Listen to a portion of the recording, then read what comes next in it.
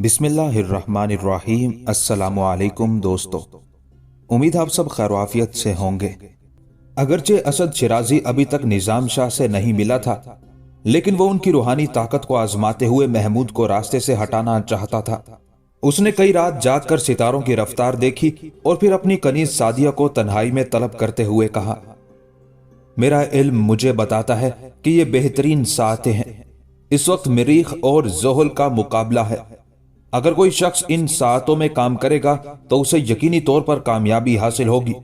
حکم دیجیے آقا، کنیز سعدیہ نے احتراماً خم ہوتے ہوئے کہا۔ تجھے سبکتگین کے بیٹے محمود سے کتنی قربت حاصل ہے؟ اسد شیرازی نے کچھ سوچتے ہوئے سعدیہ سے سوال کیا۔ کبھی کبھی جب محمود رونے لگتا ہے تو مالکہ مجھے حکم دیتی ہے کہ میں بچے کو گود میں لے کر خاموش کرا دوں۔ کنیز سعدیہ نے اسد شیرازی کے سوال کا جواب دیتے ہوئے کہا۔ اسد شیرازی کنیز کی زبانی یہ انکشاف سن کر مسکرایا۔ اب میرے سامنے کوئی دیوار نہیں رہی، مجھے اپنا راستہ صاف نظر آ رہا ہے۔ یہ کہہ کر اس نے اپنے پیراہن کی جیب سے ایک چھوٹی سی شیشی نکالی اور اسے سعدیہ کی طرف بڑھاتے ہوئے بولا، اس شیشی میں دنیا کا خوفناک ترین زہر ہے، بس تو اس کا ایک قطرہ محمود کے ہونٹوں یا زبان پر ٹپکا دے، پھر ایک لمحے میں اس کی سانسوں کا کاروبار ختم ہو جائے گا۔ کنیز سعدیہ نے اپنے آقا کے ہاتھوں سے زہر کی وہ شیشی تو لے لی، مگر اس کے جسم پر شدید لرزہ طاری ہو گیا۔ اسد شیرازی نے غضبناک نظروں سے اپنی کنیز کی بگڑتی ہوئی حالت کو دیکھا اور قہر آلود لہجے میں بولا، اگر تو یہ کام نہیں کر سکتی تو پھر اس پوری شیشی کو اپنے حلق میں انڈیل لے۔ سعدیہ ایک بار پھر کانپی، مگر فوراً ہی اس نے اپنے بدن کی لرزش پر قابو پا لیا۔ نہیں آقا، یہ کیسے ممکن ہے کہ آپ مجھے کوئی حکم دیں اور میں اس پر عمل نہ کروں؟ میں تو اپنی جان تک آپ کے ہاتھ فروخت کر چکی ہوں، اب اس زندگی پر میرا کوئی حق نہیں ہے، آپ اسے جس طرح چاہیں استعمال کریں۔ یہ کہتے کہتے سعدیہ کی آنکھوں کے سامنے اس کے ماں باپ اور چھوٹے چھوٹے بہن بھائیوں کے معصوم چہرے ابھر آئے تھے۔ تو محمود کو زہر دے کر ہلاک کر دے، پھر ہم تجھے نئی زندگی بخشیں گے، وہ زندگی بہت زیادہ نشاط انگیز اور آسودہ حال ہوگی۔ کنیز سعدیہ زہر کی شیشی لے کر چلی گئی اور اسد شیرازی محمود کی ہلاکت کا انتظار کرنے لگا۔ وہ تصورات کی دنیا میں دیکھ رہا تھا کہ پورا محل اچانک ماتم کدہ بن گیا ہے، جس کے ہر گوشے سے تیز چیخیں ابھر رہی ہیں اور سبکتگین اپنا گریبان چاک کیے ہوئے دیوانوں کی طرح قصر شاہی کی سنگی دیواروں سے سر ٹکرا رہا ہے۔ سعدیہ موقع ملتے ہی زہر کی شیشی چھپائے ہوئے اس کمرے میں پہنچی جہاں محمود تنہا لیٹا تھا اور بڑی حیرت سے چھت میں آویزہ فانوس کو دیکھ رہا تھا۔ ایک لمحے کے لیے سعدیہ کا دل کانپ کر رہ گیا، مگر فوراً ہی اسے اپنے معصوم بہن بھائی یاد آ گئے۔ پھر یوں محسوس ہوا جیسے اسد شیرازی تیز سرگوشیوں میں اس سے کہہ رہا ہو، اگر آج محمود نے موت کا ذائقہ نہیں چکھا تو پھر یہی زہر تیرے بہن بھائیوں کو پینا پڑے گا۔ یہ خیال آتے ہی سعدیہ نے اپنی گردن کو جھٹکا اور تیزی سے محمود کے بستر کی طرف بڑھی، مگر چند قدموں کا فاصلہ طے کرتے ہی اس نے خوفناک چیخ ماری اور پلٹ کر دروازے کی جانب بھاگ کھڑی ہوئی۔ وہ طویل راہداریوں سے گزرتے ہوئے کئی بار گری اور کئی بار اٹھی۔ سعدیہ کی چیخ سن کر محل کی دوسری کنیزیں بھی وہاں پہنچ گئی تھی۔ کیا ہوا؟ بیک وقت کئی کنیزوں نے سعدیہ سے ایک ہی سوال کیا۔ زمین پر گری ہوئی سعدیہ نے محمود کے کمرے کی طرف اشارہ کرتے ہوئے کہا، وہاں صاحبزادے کے سرہانے ایک جنگلی شیر بیٹھا ہوا ہے۔ یہ انکشاف سن کر دوسری کنیزیں بھی گھبرا گئی۔ انہوں نے محمود کی والدہ کو یہ اطلاع پہنچا دی۔ محمود کی ماں بدحواسی کے عالم میں کمرے تک پہنچی، پھر جب اس نے اندر جھانک کر دیکھا تو وہاں کسی شیر کا سایہ تک نہیں تھا۔ محمود پورے انہماک کے ساتھ اپنے سر پر لٹکے ہوئے فانوس کو دیکھ کر خوش ہو رہا تھا۔ بچے کو محفوظ پا کر ایک شفیق و مہربان ماں نے اپنے اللہ کا شکر ادا کیا، پھر محمود کی پیشانی کو بوسہ دیا اور تیزی کے ساتھ کمرے سے باہر نکل آئی۔ اس دوران سعدیہ اٹھ کر کھڑی ہو گئی تھی اور بار بار وحشت زدہ نظروں سے محمود کے کمرے کی طرف دیکھ رہی تھی۔ اتنے میں محمود کی ماں تیزی سے چلتی ہوئی سعدیہ کے قریب آئی اور اپنی ملازمہ کو مخاطب کرتے ہوئے بولی، میں نے خود کمرے میں جا کر دیکھا ہے، مگر وہاں تو کوئی بھی نہیں ہے۔ سعدیہ کی خوبصورت آنکھوں میں حیرت و خوف کی گہری پرچھائیاں بدستور لرز رہی تھی۔ کبھی وہ محمود کی والدہ کے چہرے کی طرف دیکھتی تھی اور کبھی اپنی ساتھی کنیزوں کی طرف۔ اس کا ذہن بری طرح الجھ کر رہ گیا تھا۔ مالکہ، میں آپ کے جاہو جلال کی قسم کھا کر کہتی ہوں کہ میں نے اپنی آنکھوں سے شیر کو دیکھا ہے۔ जो निहायत इत्मीनान से साहबजादे के सरहाने बैठा हुआ था। सादिया ने कांपती हुई आवाज में कहा। महमूद की वालदा बड़ी हैरत से सादिया के चेहरे को देख रही थी, जो दहशत और खौफ की ज्यादती से जर्द हो गया था। नाकाबिले यकीन, महमूद की वालदा ने बुलंद आवाज में कहा। मैं आपको कैसे समझाऊं मालिका। अपनी बेचारगी पर सादिया रोने लगी। अभी महमूद की मां सादिया से कुछ और पूछना चाहती थी कि इतने में सबुख्तगीन वहां आ गया। फिर जब महमूद की वालदा ने अपने शोहर को यह अजीबो गरीब सूरत हाल बताई तो कुछ देर के लिए वो खुद भी हैरत में डूब गया। फिर आहिस्ता आहिस्ता सबुख्तगीन की आंखों में चमक सी पैदा हुई और उसके होंठों पर एक मानी खेज मुस्कुराहट उभर आई। हो सकता है कि इसने महमूद के सरहाने किसी शेर ही को देखा हो। सबुख्तगीन ने अपनी बीवी को मुखातिब करके कहा, आपको इस कनीज की बातों पर एतबार कर लेना चाहिए। आखिर आप कहना क्या चाहते हैं? महमूद की वालदा ने उलझी हुई नजरों से शोहर की तरफ देखा। आप अभी इन बातों को नहीं समझेंगी। सबुख्तगीन मुस्कुराया और पलटकर सादिया से मुखातिब हुआ, जो अभी तक शिद्दत खौफ से थर थर कांप रही थी। लड़की, तुम इत्मीनान से अपना काम करो, वो शेर तुम्हें कुछ नहीं कहेगा। सबुख्तगीन की बातें किसी की समझ में नहीं आई थी। सादिया ने महमूद की वालदा और सबुख्तगीन को रुखसती सलाम किया और लड़खड़ाते कदमों से अपने मकान की तरफ चली गई। फिर उसी रात सादिया अपने आका असद शिराजी से मिली। असद शिराजी बड़ी बेचैनी से ख्वाबगाह में टहल रहा था और अपनी वहशत पर काबू पाने के लिए बार बार शराब पी रहा था। उसे महमूद की हलाकत की खबर का इंतजार था।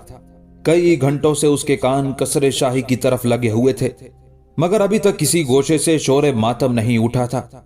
फिर जैसे ही ख्वाबगाह का दरवाजा खुला और कनीज सादिया अंदर दाखिल हुई, असद शिराजी ने चीख कर कहा, मुझे मेरी जिंदगी की सबसे बड़ी खुशखबरी सुना दे सादिया कि महमूद के दिलो जिगर कट कट कर मुंह के रास्ते बाहर आ चुके हैं और शाही तबीबों ने तस्दीक कर दी है कि सबुख्तगीन का बेटा हलाक हो गया है। सादिया अंदर दाखिल होते ही सजदे में गिर गई। नहीं मेरे आका। सादिया ज़ारो कितार रो रही थी और उसका जिस्म तेज आंधी में किसी नरम शाख की तरह कांप रहा था। असद शिराजी ने आगे बढ़कर सादिया के सर पर एक जबरदस्त ठोकर लगाई। नामुराद, फिर तू जिंदा क्यों है? असद शिराजी किसी जख्मी दरिंदे की तरह दहाड़ा। सादिया कांपती हुई उठी। उसके सर से खून बह रहा था। महमूद की हिफाजत के लिए हर वक्त उस कमरे में एक शेर मौजूद रहता है। सादिया ने अपनी नाकामी की तफसील सुनाई तो चंद लम्हों के लिए असद शिराजी पर भी दहशत सी तारी हो गई, मगर वह फौरन ही संभल गया। क्या तू सच कह रही है सादिया? असद शिराजी की आवाज में वो पहली सी गरज बाकी नहीं थी। अहरमन की कसम, मेरा बयान करदा एक एक हर्फ दुरुस्त है। सादिया ने अपने दोनों हाथ जोड़ दिए थे, जैसे वो असद शिराजी से अपनी जिंदगी की भीख मांग रही हो। असद शिराजी कुछ देर तक सोचता रहा। बार बार उसकी नजरों के सामने एक इंसानी हयोला उभर रहा था और उस हयोले पर उसे निजाम शाह का गुमान होता था। दूसरे दिन असद शिराजी ने अपने एक मोतबर गुलाम को गजनी की उस मस्जिद की तरफ रवाना किया जिसके एक गोशे में निजाम शाह रहते थे। जाकर देखो कि वो जादूगर कौन है। पहले उसे दौलत के जरिए खरीदने की कोशिश करो और अगर वो फरोख्त होने पर आमादा ना हो तो फिर उसे रास्ते से हटा दो। यह हमारी राह का सबसे भारी पत्थर है। अगर इसे रेजा रेजा ना किया गया तो दूसरे पत्थर हमें कभी आगे बढ़ने नहीं देंगे। खिदमतगार ने सर झुका लिया और जरो जवाहिर से भरी हुई थैली लेकर मस्जिद की तरफ रवाना हो गया। असद शिराजी की हिदायत के मुताबिक वो खिदमतगार पहले मस्जिद के पेश इमाम से मिला और उसे एक बड़ी रकम बतौर नजराना पेश की। सीमो जर की तलब में जिंदा रहने वाले पेश इमाम के सवाली चेहरे पर मुसर्रतों के कई चराग रोशन हो गए और फिर वो तेज कदमों से चलता हुआ मस्जिद के अंदर पहुंचा। पेश इमाम ने दरवाजे से झांक कर देखा। निजाम शाह अपनी आदत के मुताबिक घुटनों में सर छुपाए हुए खामोश बैठे हुए थे। वो अंदर मौजूद है। पेश इमाम ने वापस आकर असद शिराजी के खिदमतगार को बताते हुए कहा। असद शिराजी का मुलाजिम बड़े गरूर के साथ एक एक कदम उठाता हुआ अंदर पहुंचा और फिर उसकी आंखें हैरत से फैल गईं। निजाम शाह वहां मौजूद नहीं थे। खिदमतगार घबराकर पेश इमाम के हुजरे में वापस चला आया। वहां तो कोई भी नहीं है। पेश इमाम ने दोबारा जाकर देखा तो निजाम शाह उसी हालत में बैठे हुए थे। असद शिराजी का मुलाजिम एक बार फिर मस्जिद में दाखिल हुआ, मगर इस मर्तबा भी उसे शदीद हैरत से दो चार होना पड़ा। निजाम शाह वहां मौजूद नहीं थे। यह अमल कई बार दोहराया गया। मस्जिद का पेश इमाम कहता था कि निजाम शाह अंदर मौजूद हैं, मगर जब असद शिराजी का मुलाजिम उन्हें देखता तो वो नजर नहीं आते थे। बहुत देर तक यह अजीबो गरीब कशमकश जारी रही। बिलाखिर असद शिराजी का मुलाजिम तंग आकर वापस चला गया। खिदमतगार की बात सुनकर असद शिराजी सन्नाटे में आ गया। फिर वो इंतहाई गजब की हालत में अपने मुलाजिम पर बरसने लगा। तू झूठ बोलता है। इंतहाई गुस्से के सबब असद शिराजी के मुंह से कफ उड़ रहा था। ये कैसे मुमकिन है कि निजाम शाह मस्जिद के पेश इमाम को नजर आए और तुझे दिखाई ना दे? ये तेरी बिनाई का कसूर है, तू अंधा हो गया है। अहरमन की कसम, मेरे साथ यही अजीबो गरीब वाकया पेश आया है। खिदमतगार शिद्दत खौफ से लरज रहा था। तू उस मस्जिद के अंदर दाखिल ही नहीं हुआ है। असद शिराजी, एक बार फिर घर जा।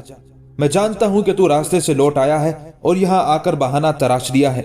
मैं तेरे इस झूठ पर किसी तरह यकीन नहीं कर सकता। आका, खिदमतगार ने दोनों हाथ जोड़ लिए। मस्जिद के पेश इमाम मौजूद हैं, आप उनसे इस वाकये की तस्दीक कर सकते हैं।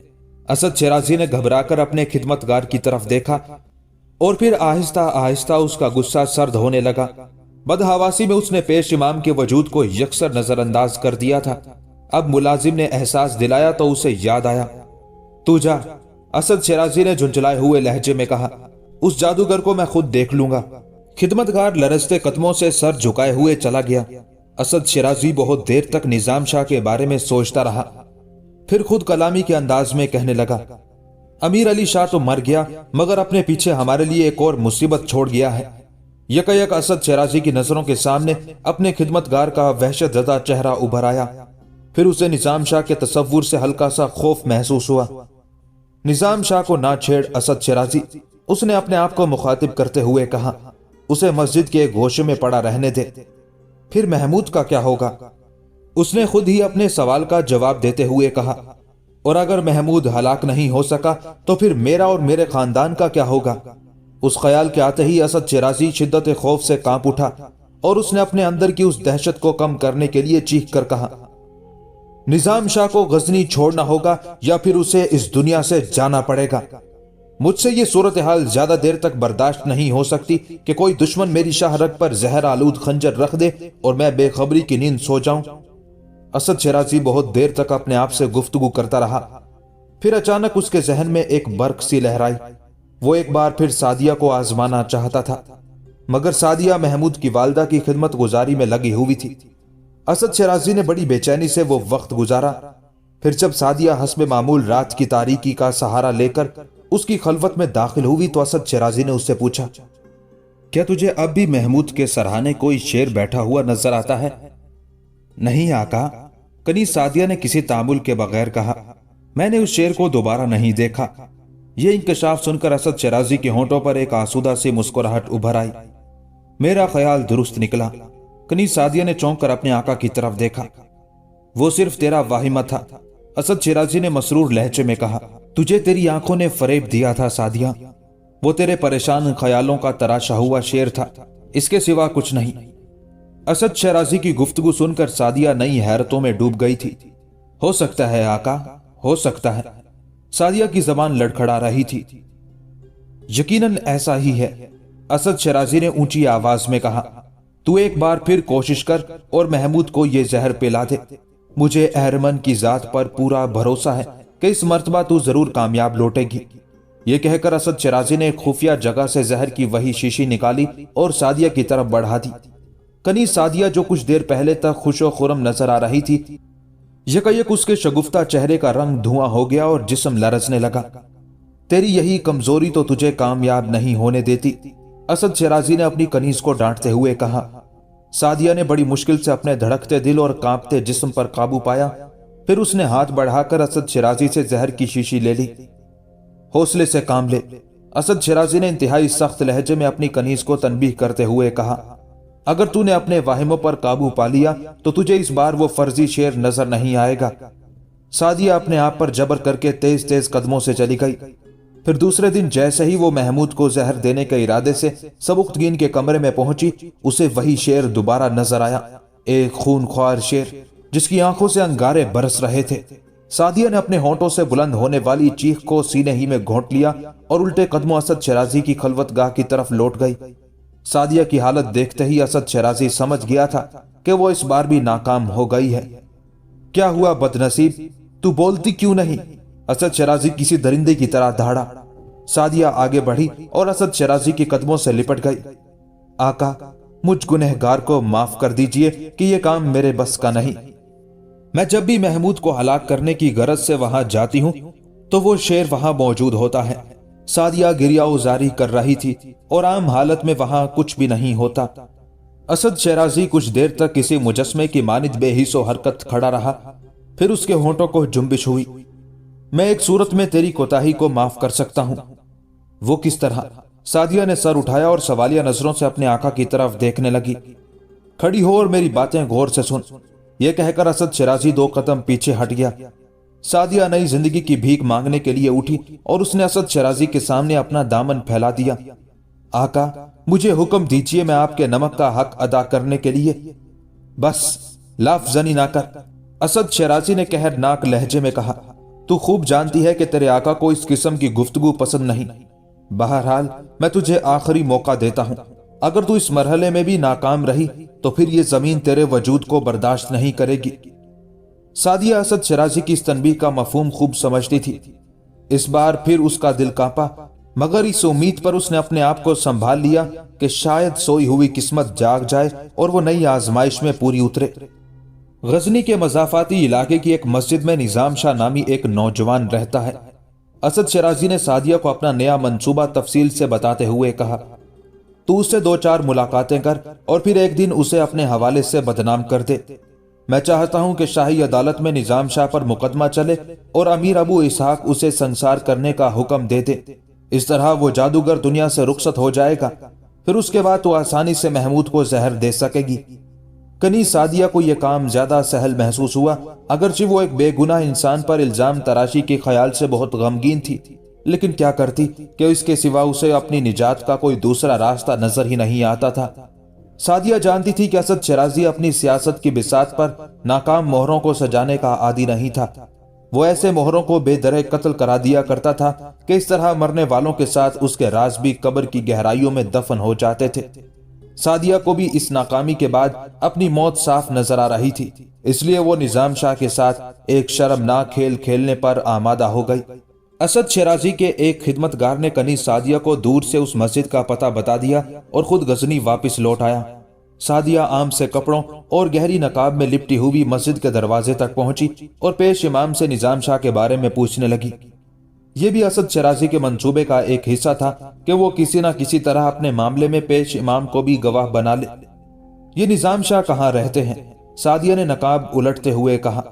پیش امام نے خوبصورت نامحرم خاتون کو اتنے قریب پا کر سر جھکا دیا اور مسجد کی طرف ہاتھ کا اشارہ کرتے ہوئے کہا، نظام شاہ مسجد کے ایک گوشے میں رہتا ہے۔ اس کے بعد پیش امام اپنے حجرے میں چلا گیا۔ سعدیہ نے اپنے چہرے پر نقاب ڈالی اور بڑے اعتماد کے ساتھ مسجد کے دروازے کی طرف بڑھی۔ پھر جیسے ہی اس نے مسجد کے اندر قدم رکھنے کی کوشش کی، آگ کی تیز لپٹوں نے اس کا راستہ روک لیا۔ سعدیہ گھبرا کر پیچھے ہٹ گئی۔ اسے یوں محسوس ہوا کہ مسجد کے دروازے سے لے کر صحن تک ایک تیز آگ بھڑک رہی ہے، مگر ایسی آگ جو انسانی آنکھ سے نظر نہیں آ رہی تھی۔ بس محسوس ہو رہا تھا کہ جیسے مسجد کے اندر تیز انگارے دہک رہے ہیں اور جن کے اثر سے پوری فضا ایک بھڑکتا ہوا تنور بن کر رہ گئی ہے۔ سعدیہ نے دوسری بار مسجد کے دروازے میں داخل ہونے کی کوشش کی، مگر اس مرتبہ بھی اسے اپنے قدم واپس کھینچنے پڑے۔ اسے محسوس ہوا کہ اگر وہ تیزی سے پیچھے نہیں لوٹی تو اس کا پورا چہرہ جھلس کر رہ جائے گا۔ اب سعدیہ پر شدید خوف و ہراس طاری ہو گیا تھا اور اس نے اندازہ کر لیا تھا کہ نظام شاہ کوئی معمولی انسان نہیں ہے اور یہ انہی کے جلال روحانی کا اثر ہے کہ اسے مسجد کے دروازے سے صحن تک ناقابل برداشت تپش محسوس ہو رہی ہے، ورنہ حقیقت میں دور دور تک آگ کا ہلکا سا نشان بھی موجود نہیں ہے۔ سعدیہ نے گھبرا کر واپس لوٹ جانا چاہا، مگر اسے فوراً ہی اسد شیرازی کے الفاظ یاد آ گئے، اگر تو اس مرحلے میں بھی ناکام ہو گئی تو تجھے معاف نہیں کیا جائے گا۔ سعدیہ ناقابل بیان دہشت اور اذیت میں مبتلا تھی۔ آج تک کبھی اسے ایسی پیچیدہ صورتحال کا سامنا نہیں کرنا پڑا تھا۔ نہ وہ پلٹ کر اپنے گھر واپس جا سکتی تھی کہ وہاں اسد شیرازی کی شمشیریں بے نیام اس کے اور اس کے اہل خانہ کے خون سے اپنی پیاس بجھانے کے لیے بے چین تھی، اور نہ وہ کامیابی حاصل کرنے کے لیے مسجد کے اندر داخل ہو سکتی تھی کہ وہاں ایک نادیدہ آگ اپنی پوری ہولناکیوں کے ساتھ بھڑک رہی تھی۔ جب سعدیہ کی سمجھ میں کچھ نہیں آیا تو وہ بہتے ہوئے آنسوؤں کے ساتھ چیخ چیخ کر کہنے لگی، نظام شاہ، میں غلامی کی زنجیروں میں جکڑی ہوئی ایک مجبور عورت ہوں۔ خدا کے واسطے مجھے چند لمحوں کے لیے مسجد کے اندر آ کر اپنی صفائی پیش کرنے کا ایک موقع عنایت فرما دیجئے، پھر میں زندگی کے مقتل کی طرف واپس چلی جاؤں گی۔ جیسے ہی سعدیہ کی زبان سے الفاظ ادا ہوئے، اسے محسوس ہوا کہ جیسے نادیدہ آگ کی تپش یکسر ختم ہو گئی ہو۔ اس کے ساتھ ہی سعدیہ کو یہ احساس بھی ہوا کہ یکایک بازوئے قاتل ٹھہر گیا ہو اور اسے کچھ دیر کے لیے زندگی کے سائے میں امان مل گئی ہو۔ سعدیہ تیزی سے مسجد کے دروازے میں داخل ہوئی اور صحن عبور کر کے اس جگہ پہنچی جہاں نظام شاہ اپنے بوسیدہ کمبل میں بیٹھے ہوئے آنے والی عورت کا انتظار کر رہے تھے۔ نظام شاہ کو دیکھتے ہی سعدیہ کے جسم پر لرزہ طاری ہو گیا اور وہ چند قدم چل کر مسجد کے فرش پر سجدے کی حالت میں گر گئی۔ نظام شاہ، میں بے قصور ہوں، مجھے معاف کر دیں۔ سعدیہ اعتراف گناہ کرتے ہوئے کسی ایسے مجرم کی طرح رو رہی تھی جس پر زندگی کے تمام راستے بند ہو چکے ہوں۔ کاش آپ میری مجبوریوں کا اندازہ کر سکتے۔ اٹھو خاتون، نظام شاہ کی مہربان اور دل نشیں آواز ابھری۔ یہ مسجد ہے، یہاں اللہ کے سوا کسی دوسرے کو سجدہ نہیں کیا جاتا۔ سعدیہ لڑکھڑاتے قدموں سے کھڑے ہونے کی کوشش کرنے لگی تو نظام شاہ نے کہا، سکون سے بیٹھو، یہ کسی شہنشاہ یا امیر کا دربار نہیں کہ تم احتراماً اس کے آگے کھڑی رہو۔ یہ خالق کائنات کا دربار ہے، یہاں شاہ و گدا سب برابر ہیں۔ سعدیہ دو زانو ہو کر بیٹھ گئی تو نظام شاہ نے اسے دوبارہ مخاطب کرتے ہوئے کہا، اگر ہم تمہاری مجبوریوں کو نہیں سمجھتے تو پھر مسجد کے اندر داخل ہونے بھی نہیں دیتے، اور اگر تم ہٹ دھرمی کے ساتھ اپنی کوشش جاری رکھتی تو جل کر خاک ہو جاتی۔ سعدیہ کا جسم اب بھی لرز رہا تھا۔ وہ نظام شاہ کے چہرے کی طرف دیکھنا چاہتی تھی، مگر ہر بار اس پر ایک انجانی دہشت طاری ہو جاتی اور وہ گھبرا کر اپنا سر جھکا لیتی۔ پھر اسی حالت میں سعدیہ نے اپنے آقا اسد شیرازی کے ناپاک عزائم بیان کرتے ہوئے کہا، میں دل سے نہیں چاہتی کہ صاحبزادے محمود کے جسم پر ہلکی سی خراش بھی آئے، مگر چونکہ ایک کنیز ہوں اس لیے مالک کے اشارے پر بار بار ناچتی ہوں، اور اسی طرح میں یہ بھی نہیں چاہتی تھی کہ آپ جیسے معصوم انسان کے صاف و شفاف لباس پر تہمت کا کوئی غلیظ و بدنما داغ ابھر آئے، مگر میں کیا کروں کہ اپنی مرضی سے نہ سانس لے سکتی ہوں اور نہ موت کی خواہش کر سکتی ہوں۔ کئی بار دل چاہا کہ خودکشی کر کے اذیت اور گناہوں کی زندگی سے نجات حاصل کر لوں، مگر پھر یہ سوچ کر ڈر گئی کہ میرے بعد بوڑھے ماں باپ اور چھوٹے بہن بھائیوں کا کیا ہوگا۔ میں جانتی ہوں کہ میری موت کے بعد بھی اسد شیرازی میرے متعلقین کو معاف نہیں کرے گا۔ میں یہ بھی جانتی ہوں کہ ناکام واپسی کے بعد قصر شاہی میں عذابناک موت میری منتظر ہوگی۔ پھر میں کہاں جاؤں نظام شاہ، کہاں جاؤں؟ مجھے دور تک کوئی راستہ نظر نہیں آتا۔ یہ کہہ کر کنیز سعدیہ کسی معصوم بچے کی طرح رونے لگی۔ گھبراؤ نہیں خاتون، ابھی خدا کی زمین پر تمہارے لیے باعزت اور پرسکون زندگی کا راستہ موجود ہے۔ نظام شاہ نے اسی مہربان اور دلنشیں لہجے میں سعدیہ کو مخاطب کرتے ہوئے کہا، تم اپنے دل سے آتش پرستی کے بت کو نکال کر پھینک دو، پھر تمہیں اسد شیرازی جیسے بھیڑیے کوئی ضرر نہیں پہنچا سکیں گے۔ اللہ ان کے نوکیلے پنجوں اور زہریلے دانتوں کو اس طرح توڑ دے گا کہ وہ تمہیں قصر شاہی میں گھومنے والی بلیوں سے بھی زیادہ حقیر اور کمزور نظر آئیں گے۔ نظام شاہ کی باتیں سن کر موت کے دہانے پر کھڑی ہوئی سعدیہ کے جسم میں زندگی کی نئی لہر دوڑ گئی تھی۔ اس نے گھبرا کر ایک بار پھر نظام شاہ کی طرف دیکھا۔ کیا ایسا ہی ہوگا؟ ہاں، ایسا ہی ہوگا، نظام شاہ نے پرجلال لہجے میں کہا۔ اللہ اپنے پکارنے والوں کو درندوں کے نرگے میں بے یار و مددگار نہیں چھوڑ دیتا۔ پھر اس کے بعد سعدیہ نظام شاہ کی دعاؤں کے سائے میں قصر شاہی واپس چلی گئی اور اس نے اسد شیرازی کو صاف صاف بتا دیا کہ وہ نادیدہ آگ بھڑکنے کے سبب مسجد کے اندر داخل نہیں ہو سکی۔ نئی صورتحال نے اسد شیرازی کو مزید الجھنوں میں مبتلا کر دیا تھا۔ اب اسے کسی حد تک اندازہ ہو گیا تھا کہ نظام شاہ کوئی معمولی انسان نہیں ہے، اور اس کے ساتھ ہی یہ حقیقت بھی مزید واضح ہو گئی تھی کہ نظام شاہ کے خاتمے کے بغیر اس کا کوئی منصوبہ کامیابی سے ہمکنار نہیں ہو سکے گا۔ بالآخر ایک دن اسد شیرازی خود مسجد کے پیش امام کے پاس پہنچا اور اسے اشرفیوں سے بھری تھیلی دیتے ہوئے بولا، میں چاہتا ہوں کہ تم نظام شاہ پر کفر کا فتویٰ عائد کر کے اسے موت کی سزا تک پہنچا دو۔ مگر یہ کیسے ہوگا حضور؟ دنیا پرست شخص نے خوشامدانہ لہجے میں پوچھا۔ یہ سوچنا تمہارا کام ہے۔ اسد شیرازی کی آواز سے ناگواری جھلک رہی تھی۔ تم نظام شاہ کے گرد کفر و بغاوت کا ایک ایسا دائرہ کھینچ دو جسے اس کے کمزور ہاتھ کبھی نہ توڑ سکیں۔ اگر غزنی کی عدالت نے نظام شاہ کو دار پر کھینچ دیا تو میں تمہیں ایسی آسودہ زندگی بخشوں گا جس کا تم نے تصور بھی نہیں کیا ہوگا۔ ادھر نظام شاہ اپنے خون میں نہائے گا اور ادھر تم پر زر و جواہر کی بارش ہونے لگے گی۔ یہ کہہ کر اسد شیرازی پیش امام کے حجرے سے نکلا اور پھر پلٹ کر بولا، تم اپنے منصوبے کی ابتدا کرو اور میں ذرا نظام شاہ کو دیکھ لوں۔ پھر اسد شیرازی مسجد میں داخل ہو کر نظام شاہ تک پہنچا۔ نظام شاہ خلاف معمول دروازے کی طرف دیکھ رہے تھے کہ جیسے انہیں بہت دیر سے اسد شیرازی کا انتظار ہو۔ پھر جو ہی اسد شیرازی کی نظریں نظام شاہ کی نظروں سے چار ہوئی تو دوسرے لوگوں کی طرح اس کے جسم پر بھی شدید لرزہ طاری ہو گیا۔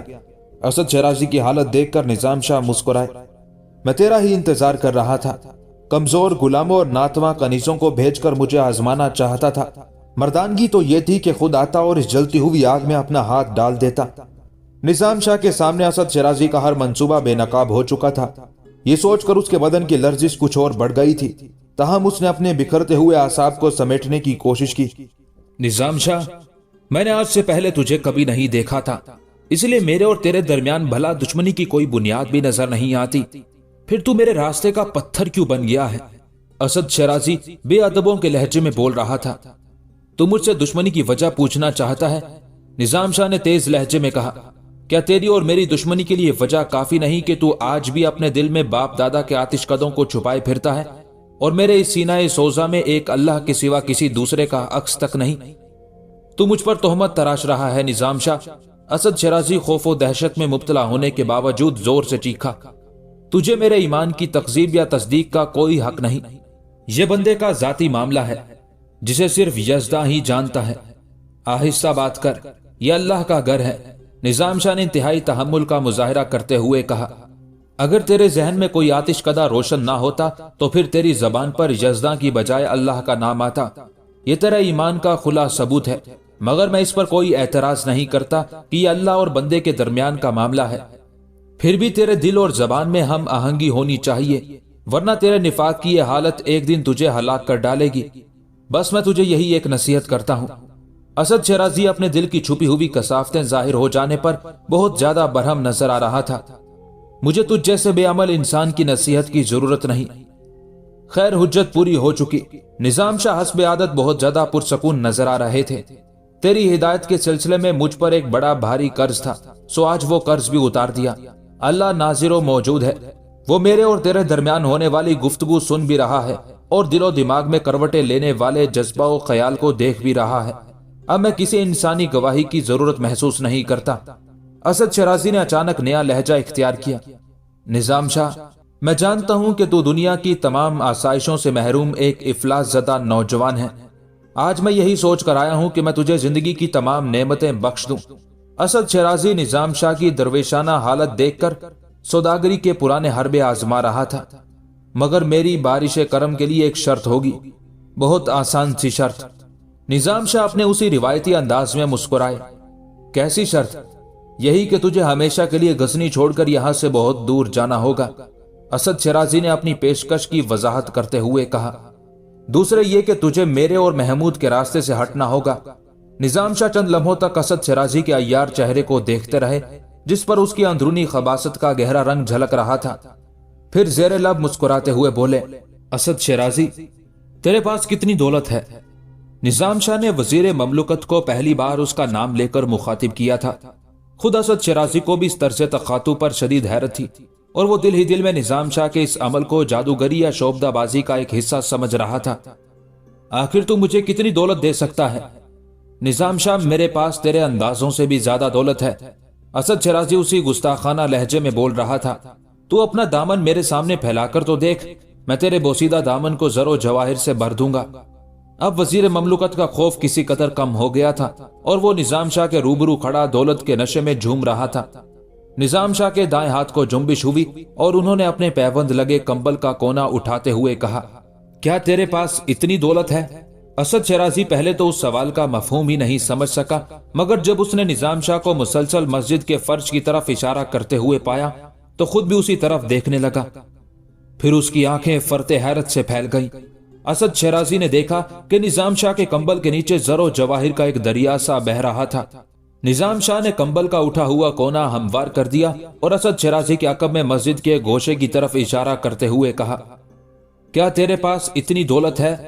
اسد شرازی کسی بدحواس انسان کے مانند اپنی ایڑیوں پر گھوما اور پھر دیکھنے لگا۔ جدھر نظام شاہ اپنی انگلی سے اشارہ کر رہے تھے وہاں بھی زر و جواہر کا ایک دریا سا موجزن تھا۔ ابھی اسد شرازی ناقابل بیان حیرت کے گرداب سے نکلنے بھی نہیں پایا تھا کہ نظام شاہ نے مسجد کی چھت کی طرف اشارہ کیا۔ کیا اتنی؟ اسد شرازی نے کانپتی نظروں سے دیکھا۔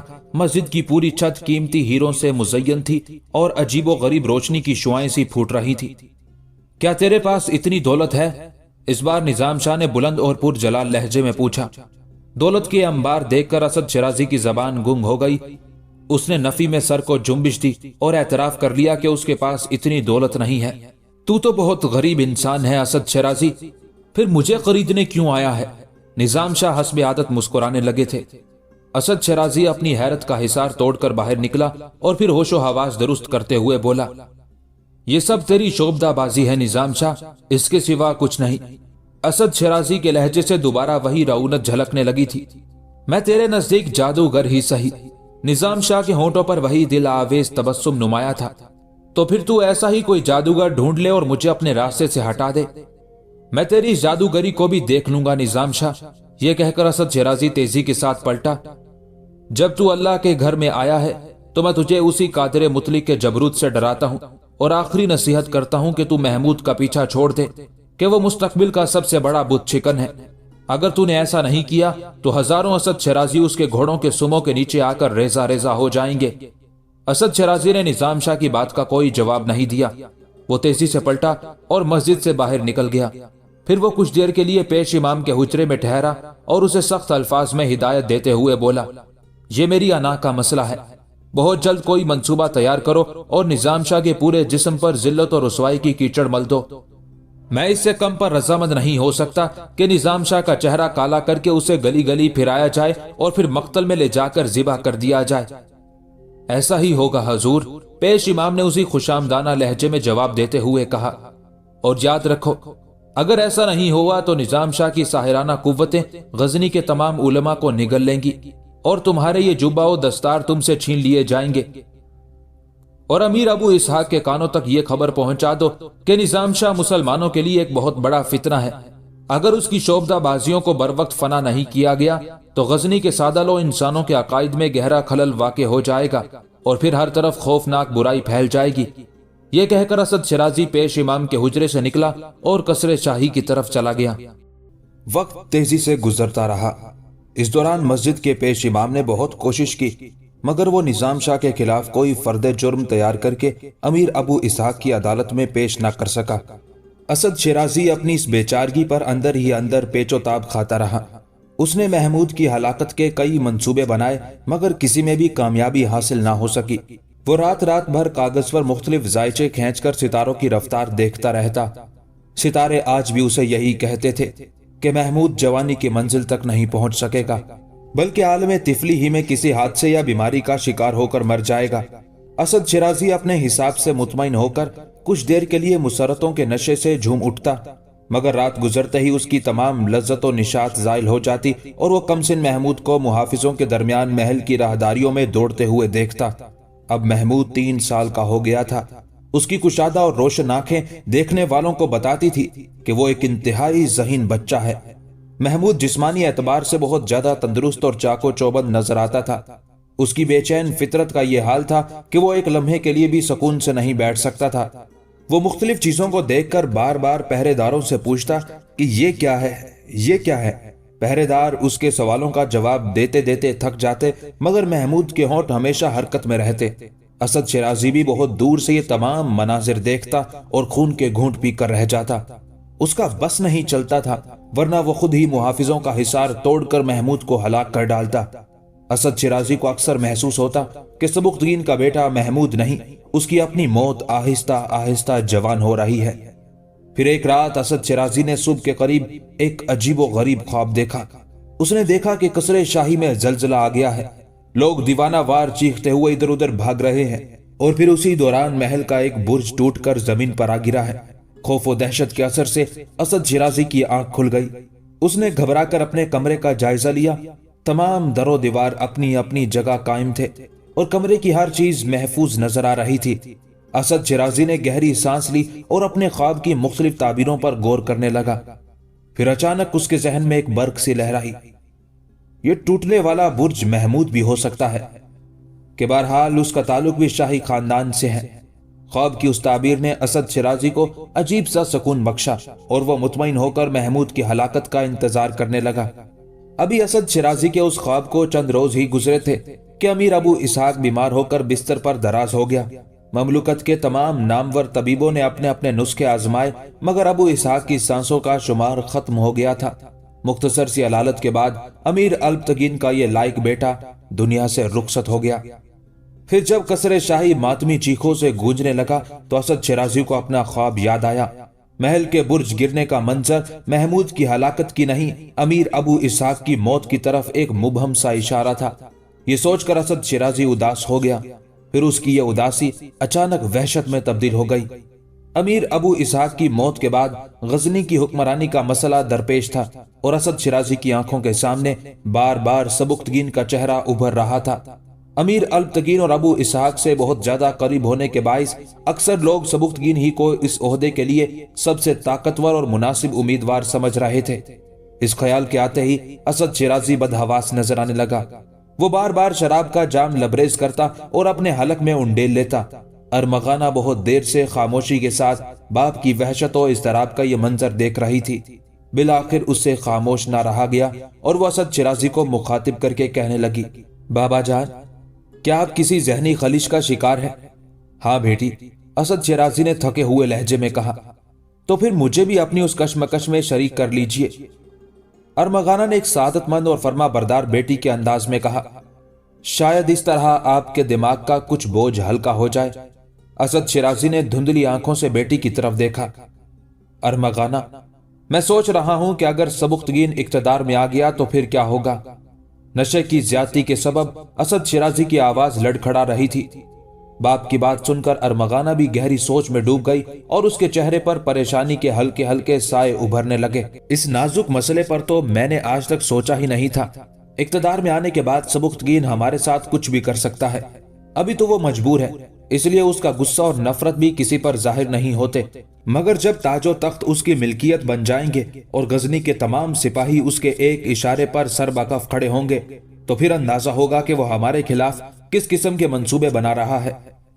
مگر جب تک تو وقت ہمارے ہاتھ سے نکل چکا ہوگا۔ اسد شیرازی بہت زیادہ پریشان نظر آ رہا تھا۔ وہ جادوگر نظام شاہ سبکتگین کو ہمارے ایک ایک منصوبے سے باخبر کر سکتا ہے اور پھر اس کے آگے سوچ کر تو میری روح تک لرز جاتی ہے۔ اسد شیرازی کو سبکتگین کے سلسلے میں اپنا ایک جرم یاد آ رہا تھا اور احتساب کے ڈر سے اس کے دل و دماغ پر ایک قیامت سی گزر رہی تھی۔ مگر آپ کے ستارے کیا کہتے ہیں؟ ارمغانہ نے اس طرح گھبرا کر کہا جیسے کسی ڈوبتے ہوئے شخص کے ہاتھ کوئی تنکا آ گیا ہو۔ ستارے تو یہی کہتے ہیں کہ سبکتگین کی قسمت میں اقتدار نہیں ہے، اسد شیرازی نے بجھے بجھے لہجے میں کہا۔ مگر ستاروں کی شرارت کو کیا کہوں کہ وہ بھی کبھی کبھی کج ادائی کا مظاہرہ کرتے ہوئے مجھ سے جھوٹ بولنے لگتے ہیں۔ اسد شیرازی کی حالت اتنی شکستہ تھی کہ جیسے کوئی جواری اپنی زندگی کی آخری بازی بھی ہار گیا ہو۔ ارمغانہ باپ کے اس الجھے ہوئے جواب سے مطمئن نہیں تھی۔ اس نے زندگی میں پہلی بار گستاخانہ انداز میں اسد شیرازی کے سامنے زبان کھولی، بابا، اور کچھ نہ ہو مگر آپ کے غلط فیصلوں کے سبب میرے مستقبل کی تباہی یقینی ہو گئی ہے۔ میں آپ کے حکم پر سبکتگین کی طرف بڑھی، پھر شکست کھا کر میں نے امیر ابو اسحاق کی خلوت گاہ کا رخ اختیار کیا، لیکن اس دروازے پر بھی ناکامی اور نامرادی میرا انتظار کر رہی تھی۔ اگر بات یہی ختم ہو جاتی تو سبکتگین ہمارے لیے اپنے دل میں زیادہ پرخاش نہیں رکھتا، مگر آپ کا محمود کو ہلاک کرنے کا منصوبہ تو ایسا ہی ہے جیسے آپ نے براہ راست سبکتگین کی شاہ رگ کاٹنے کی کوشش کی ہو۔ آپ خود سوچیں کہ ایک شخص اپنے قاتل کو کس طرح معاف کر سکتا ہے۔ بیٹی کی حقیقت پسندانہ گفتگو سن کر اسد شیرازی کے چہرے پر موت کی پرچھائیاں لرزنے لگی تھی۔ پھر کیا ہوگا میری بیٹی؟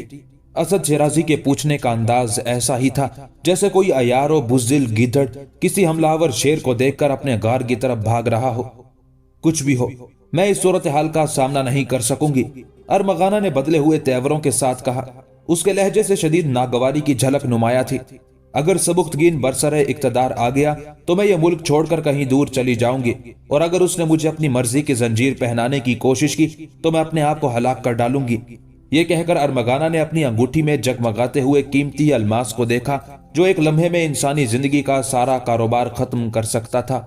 نہیں میری بہادر بیٹی، یہ کہتے ہوئے اسد شیرازی اپنی نشست سے اٹھا اور ارمغانہ کے قریب جا کر بیٹھ گیا، پھر اس کے سر پر ہاتھ پھیرنے لگا۔ اگر تو بھی راستہ بدل گئی تو پھر میرا ساتھ کون دے گا؟ تو خوب جانتی ہے کہ میں تجھے نرم و نازک لڑکی نہیں، اپنا جاں باز و جفاکش بیٹا سمجھتا ہوں۔ یہ محض اقتدار اور بہتر مستقبل کی جنگ نہیں، یہ تو اپنے اپنے عقائد کے دفاع کا مسئلہ ہے۔ میں ذہنی اور قلبی طور پر ایک آتش پرست ہوں جس نے عالم جبر میں اسلام قبول کیا ہے۔ میں سبکتگین کا دشمن اس لیے ہو رہا ہوں کہ وہ اپنے بے داغ کردار سے اسلام کو تقویت پہنچا رہا ہے۔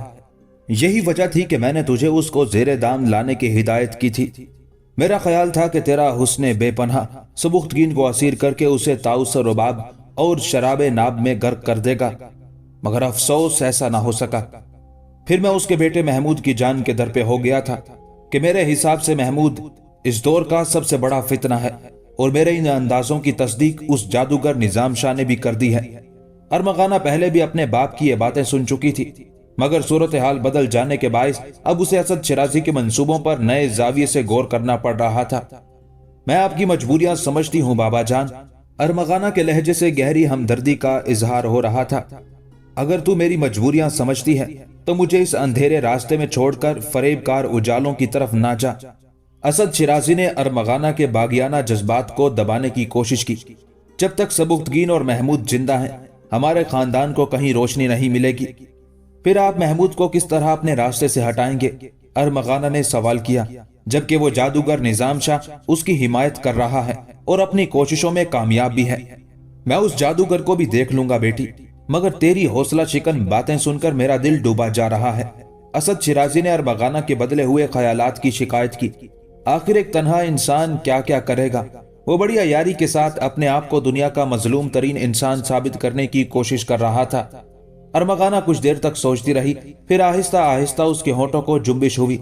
میں آپ کے ساتھ ہوں بابا، مگر کبھی کبھی منزل نظر نہیں آتی تو اپنے چاروں طرف پھیلے ہوئے اندھیروں سے ڈر جاتی ہوں۔ ہمت سے کام لے ارمغانہ کہ یہ اندھیرے بہت عارضی ہیں۔ بیٹی کو آمادہ پا کر اسد شیرازی کے ہونٹوں کی گمشدہ مسکراہٹ لوٹ آئی تھی، اور یہ مسکراہٹ اس وقت زیادہ گہری ہو گئی جب سبکتگین کی جگہ ملکہ تگین کو غزنی کا امیر بنا دیا گیا۔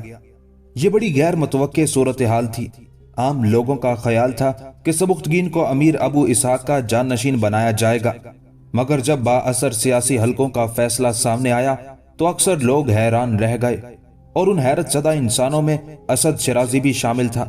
بہت دیر تک اسے اپنی سماعت پر یقین ہی نہیں آیا، مگر جب قصر شاہی میں ہر طرف مبارکبادوں کا شور گونجنے لگا، اس کی حیرت کا طلسم ٹوٹا۔ پھر اسد شیرازی نے سب سے پہلے اپنی بیٹی کو یہ نشاط انگیز خبر سناتے ہوئے کہا، ارمغانہ، میں نہ کہتا تھا کہ انسان کو اہرمن کی ذات سے مایوس نہیں ہونا چاہیے۔ سبکتگین کا مستقبل ہمیشہ کے لیے تاریک ہو چکا ہے۔ ستارے ایک بار پھر سچ بولنے لگے ہیں، اور آسمانوں سے سچی خبریں آنے کا سلسلہ دوبارہ شروع ہو چکا ہے۔ سبکتگین ایک شیر تو ضرور ہے، مگر آہنی پنجرے میں بند ایک بے اثر اور مجبور شیر۔ ارمغانہ بھی اس خبر کو سن کر خوشی سے جھوم اٹھی۔ کئی دن سے جن اندیشوں کی یلغار نے دونوں باپ بیٹی کی نیندیں حرام کر دی تھی، ملکہ تگین کی تخت نشینی کے بعد ان تمام اندیشوں نے دم توڑ دیا تھا، اور اب اسد شیرازی کا فتنہ کار ذہن نئے منصوبے تراش رہا تھا۔ پھر اس نے ملکہ تگین کو بھرے دربار میں مبارکباد دیتے ہوئے کہا، امیر، یہ اہل غزنی کی انتہائی خوش نصیبی ہے کہ وہ آپ جیسے انسان کو تخت سلطنت پر جلوہ افروز دیکھ رہے ہیں۔ بے شک اقتدار بہت بے وفا اور فانی شے ہے، مگر پھر بھی کچھ لوگ اپنے کردار سے اسے وفا اور بقا کا رنگ بخش دیتے ہیں۔ آپ بھی وہی مرد جری ہیں جس کو غزنی کے در و دیوار ہمیشہ یاد رکھیں گے۔ میں سابق فرما رواؤں کی بات نہیں کرتا کہ وہ بھی اپنے اپنے مقصد میں بہت زیادہ مخلص تھے، لیکن آپ کی آمد اس مملکت پر ایک احسان عظیم ہے۔ اسد شیرازی لفظوں کا جادوگر تھا، اور آج وہ ملکہ تگین کو مسخر کرنے کے لیے اپنی تمام تر ساحرانہ قوتیں استعمال کر رہا تھا۔ اب میں یقین سے کہہ سکتا ہوں کہ اس سرزمین کے دن پھر جائیں گے اور اہل غزنی کی تقدیر بدل جائے گی۔ خدا امیر کی عمر دراز کرے اور زندگی کے اس مشکل ترین مارکے میں ہر مرحلے پر ثابت قدم رکھے۔ اسد شیرازی نے ایک طویل اور اثر انگیز تقریر کی تھی، جسے سن کر ملکہ تگین بہت زیادہ متاثر ہوا اور دربار کے گوشے گوشے سے آمین کی صدائیں ابھرنے لگی۔ پھر جب درباریوں کی آوازوں کا ہیجان ختم ہوا تو اسد شیرازی نے دروازے کی طرف اشارہ کیا، جہاں اس کا ایک خدمتگار ایک خوان اٹھائے کھڑا تھا۔ اہل دربار کی نظریں بھی اس طرف اٹھ گئی جدھر اسد شیرازی اشارہ کر رہا تھا۔ اپنے آقا کا اشارہ پاتے ہی خدمتگار ادب کے ساتھ آہستہ آہستہ چلتا ہوا آگے بڑھا اور ملکہ تگین کے روبرو پہنچ کر گھٹنوں کے بل بیٹھ گیا۔ خدمتگار کے دونوں ہاتھ آگے کی طرف پھیلے ہوئے تھے اور گردن جھکی ہوئی تھی۔ ملکہ تگین نے پہلے خدمتگار کی طرف اور پھر اسد شیرازی کی جانب حیرت سے دیکھا۔ امیر کی جنبش کے ساتھ ہی اسد شیرازی آگے بڑھا اور اس نے اپنے ملازم ہی کی طرح جھک کر خوان پر پڑا ہوا سرخ ریشمی کپڑا ہٹا دیا۔ وہ سونے کا بنا ہوا ایک خوان تھا جس میں قیمتی ہیرے جواہرات جگمگا رہے تھے۔ اہل دربار کی نگاہیں ہیروں کی چمک سے کھیرا ہو گئی اور ملکہ تگین نے چونک کر اپنے وزیر مملکت سے پوچھا، اسد شیرازی یہ کیا ہے؟ امیر عالی مقام کے لیے ایک حقیر سی نظر۔ اسد شیرازی کی گردن کا خم کچھ اور نمایاں ہو گیا تھا۔ ملکہ تگین کچھ دیر ان قیمتی اور نایاب ہیروں کو دیکھتا رہا اور پھر اثر انگیز لہجے میں بولا، اسد شیرازی تمہاری یہ پیش کردہ نظر بہت قیمتی اور منفرد ہے۔ نہیں امیر زیجا، آپ کے منصب ذات اور شان جبروت کے سامنے پتھر کے ان ٹکڑوں کی کوئی حیثیت نہیں۔ اسد شیرازی کی جادو بیانی اپنے عروج پر تھی۔ یہ محض تمہارا انکسار ہے، ورنہ ہم پتھر کے ان ٹکڑوں کی قیمت کو خوب پہچانتے ہیں۔ ملکہ تگین نے ستائشی نظروں سے اسد شیرازی کی طرف دیکھتے ہوئے کہا، اگر امیر محترم کی نظروں میں میرے پیش کردہ ان حقیر پتھروں کی اتنی قیمت ہے تو میں اپنی زندگی پر نازا ہوں کہ ایک جوہر شناس انسان نے میرے جذبوں کو شرف قبولیت بخشا۔ اسد شیرازی بہت سحر انگیز گفتگو کر رہا تھا۔ یہ پتھر کے چند ٹکڑے ہوں یا میری ناکارہ زندگی، دونوں امیر کی امانت ہیں۔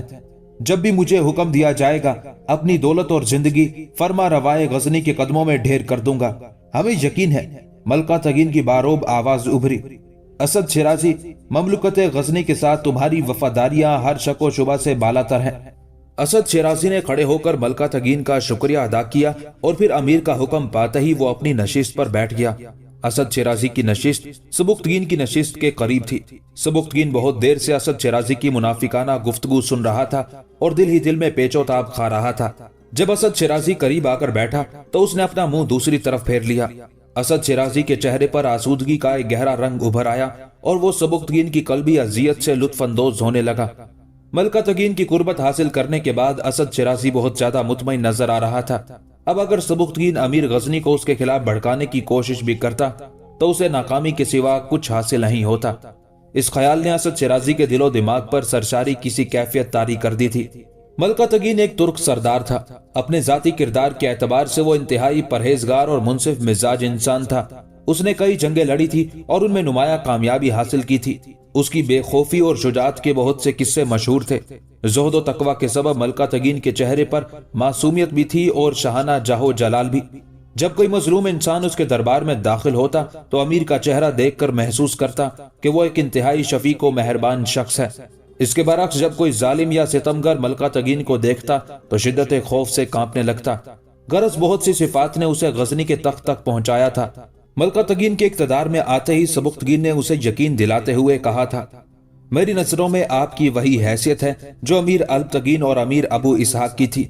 اگر اس مملکت کی حفاظت میں اور اسلام دشمنوں سے جنگ کرنے میں میری جان بھی چلی جائے تو یہ ایک حقیر ترین قربانی ہوگی۔ ملکہ تگین نے جواب میں کہا، سبکتگین تمہیں اپنے جذبوں کے اعلان کی ضرورت نہیں۔ میری آنکھوں میں تمہاری جان نثاریوں کے بہت سے مناظر محفوظ ہیں۔ پھر جب اسد شیرازی نے اپنی وفاداریوں کے سلسلے میں لافزنی کی تو ملکہ تگین نے بھی وزاداری اور مروت کی رسم نبھائی اور اس کے بلند و بانگ دعووں کی نفی نہیں کی، مگر دل سے وہ اسد شیرازی کی نمائشی شخصیت کو پسند نہیں کرتا تھا اور اسد شیرازی سمجھ رہا تھا کہ اس نے بڑی آسانی کے ساتھ ملکہ تگین کو شیشے میں اتار کر اپنا مستقبل محفوظ کر لیا ہے۔ اب وہ بڑے اطمینان سے سبکتگین اور محمود کے خلاف نئی سازشوں کے خاکے بنا رہا تھا، مگر ابھی تک اسے کوئی کامیابی حاصل نہیں ہوئی تھی۔ اب محمود 4 سال کا ہو گیا تھا۔ ایک دن سبکتگین اسے لے کر نظام شاہ کے پاس پہنچا۔ شیخ، میری دلی خواہش ہے کہ محمود آپ کی نگرانی میں اپنی مذہبی تعلیم کا آغاز کرے۔ نظام شاہ نے محمود کو اپنی گود میں بٹھایا اور بہت دیر تک اسے پیار کرتے رہے، پھر آہستہ سے بولے، کہو اللہ کے سوا کوئی معبود نہیں اور محمد صلی اللہ علیہ وآلہ وسلم اس کے رسول ہیں۔ محمود نے رک رک کر یہ الفاظ ادا کیے اور سبکتگین کو محسوس ہوا کہ مسجد کی پوری فضا ایک عجیب و غریب خوشبو سے مہک اٹھی ہے۔ بس یہ کافی ہے، نظام شاہ نے سبکتگین کو مخاطب کرتے ہوئے کہا۔ قصر شاہی اور اس مسجد کے درمیان بہت فاصلہ ہے، میں تمہارے محل میں جا نہیں سکتا اور تم روزانہ یہاں آؤ گے تو تمہارا وقت برباد ہوگا، اس لیے درباری علماء کی نگرانی میں محمود کی تعلیم جاری رکھو۔ نظام شاہ کا انکار سن کر سبکتگین بہت اداس ہو گیا تھا، مگر اسے مجبوراً ایک مرد قلندر کا یہ فیصلہ قبول کرنا پڑا۔ پھر سبکتگین نے رخصت کی اجازت چاہی تو خود نظام شاہ اسے چھوڑنے کے لیے مسجد کے دروازے تک آئے۔ ایک بار پھر محمود کو گلے سے لگایا اور اس کی پیشانی کو بوسہ دیتے ہوئے بولے، جاؤ میرے بت شکن، جاؤ، اللہ تمہیں اپنی امان میں رکھے۔ وقت آہستہ آہستہ گزرتا رہا۔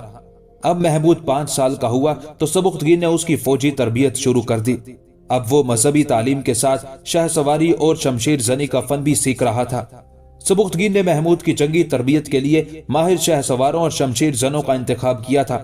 انہی شہ سوار استادوں میں ایک ترک شہ سوار ارزق بھی شامل تھا۔ اسد شیرازی سے اس کے قریبی تعلقات تھے، وہ اکثر وزیر مملکت کے گھر جایا کرتا تھا۔ اس دوران ارزق ارمغانہ کے عشق میں مبتلا ہو گیا، اور جب وحشت دل حد سے بڑھی تو ایک دن اس نے اسد شیرازی سے صاف صاف کہہ دیا، میں تمہاری بیٹی ارمغانہ سے شادی کرنا چاہتا ہوں۔ ارزق کی بات سن کر اسد شیرازی سناٹے میں آ گیا۔ اس نے چاہا کہ وہ اس ادھیڑ عمر شہ سوار کو ذلیل کر کے اپنے گھر سے نکال دے، مگر ایک فتنہ انگیز خیال نے اسد شیرازی کو چونک جانے پر مجبور کر دیا۔ پھر وہ سنبھلا اور ارزق سے مخاطب ہو کر بولا، اگر تو اپنے دعوے میں سچا ہے تو ارمغانہ کے لیے کیا کر سکتا ہے؟ میں اسے حاصل کرنے کے لیے اپنی جان بھی دے سکتا ہوں۔ ارزق بہت زیادہ جذباتی نظر آ رہا تھا، اور اگر میں اپنے مقصد میں ناکام ہو جاؤں تو پھر ارمغانہ کی جان بھی لے سکتا ہوں۔ ارزق کی وحشت دیکھ کر اسد شیرازی لرز گیا۔ کیا تو محمود کو قتل کر سکتا ہے؟ یکایک اس کے ذہن میں بجلیاں سی کڑکنے لگی۔ محمود کیا، میں اس کے باپ سبکتگین کو بھی قتل کر سکتا ہوں۔ ارزق ہذیانی انداز میں گفتگو کر رہا تھا۔ اگر میرے راستے میں امیر ملکہ تگین حائل ہوا تو میری تلوار اس کا لہو چاٹنے سے بھی باز نہیں رہے گی۔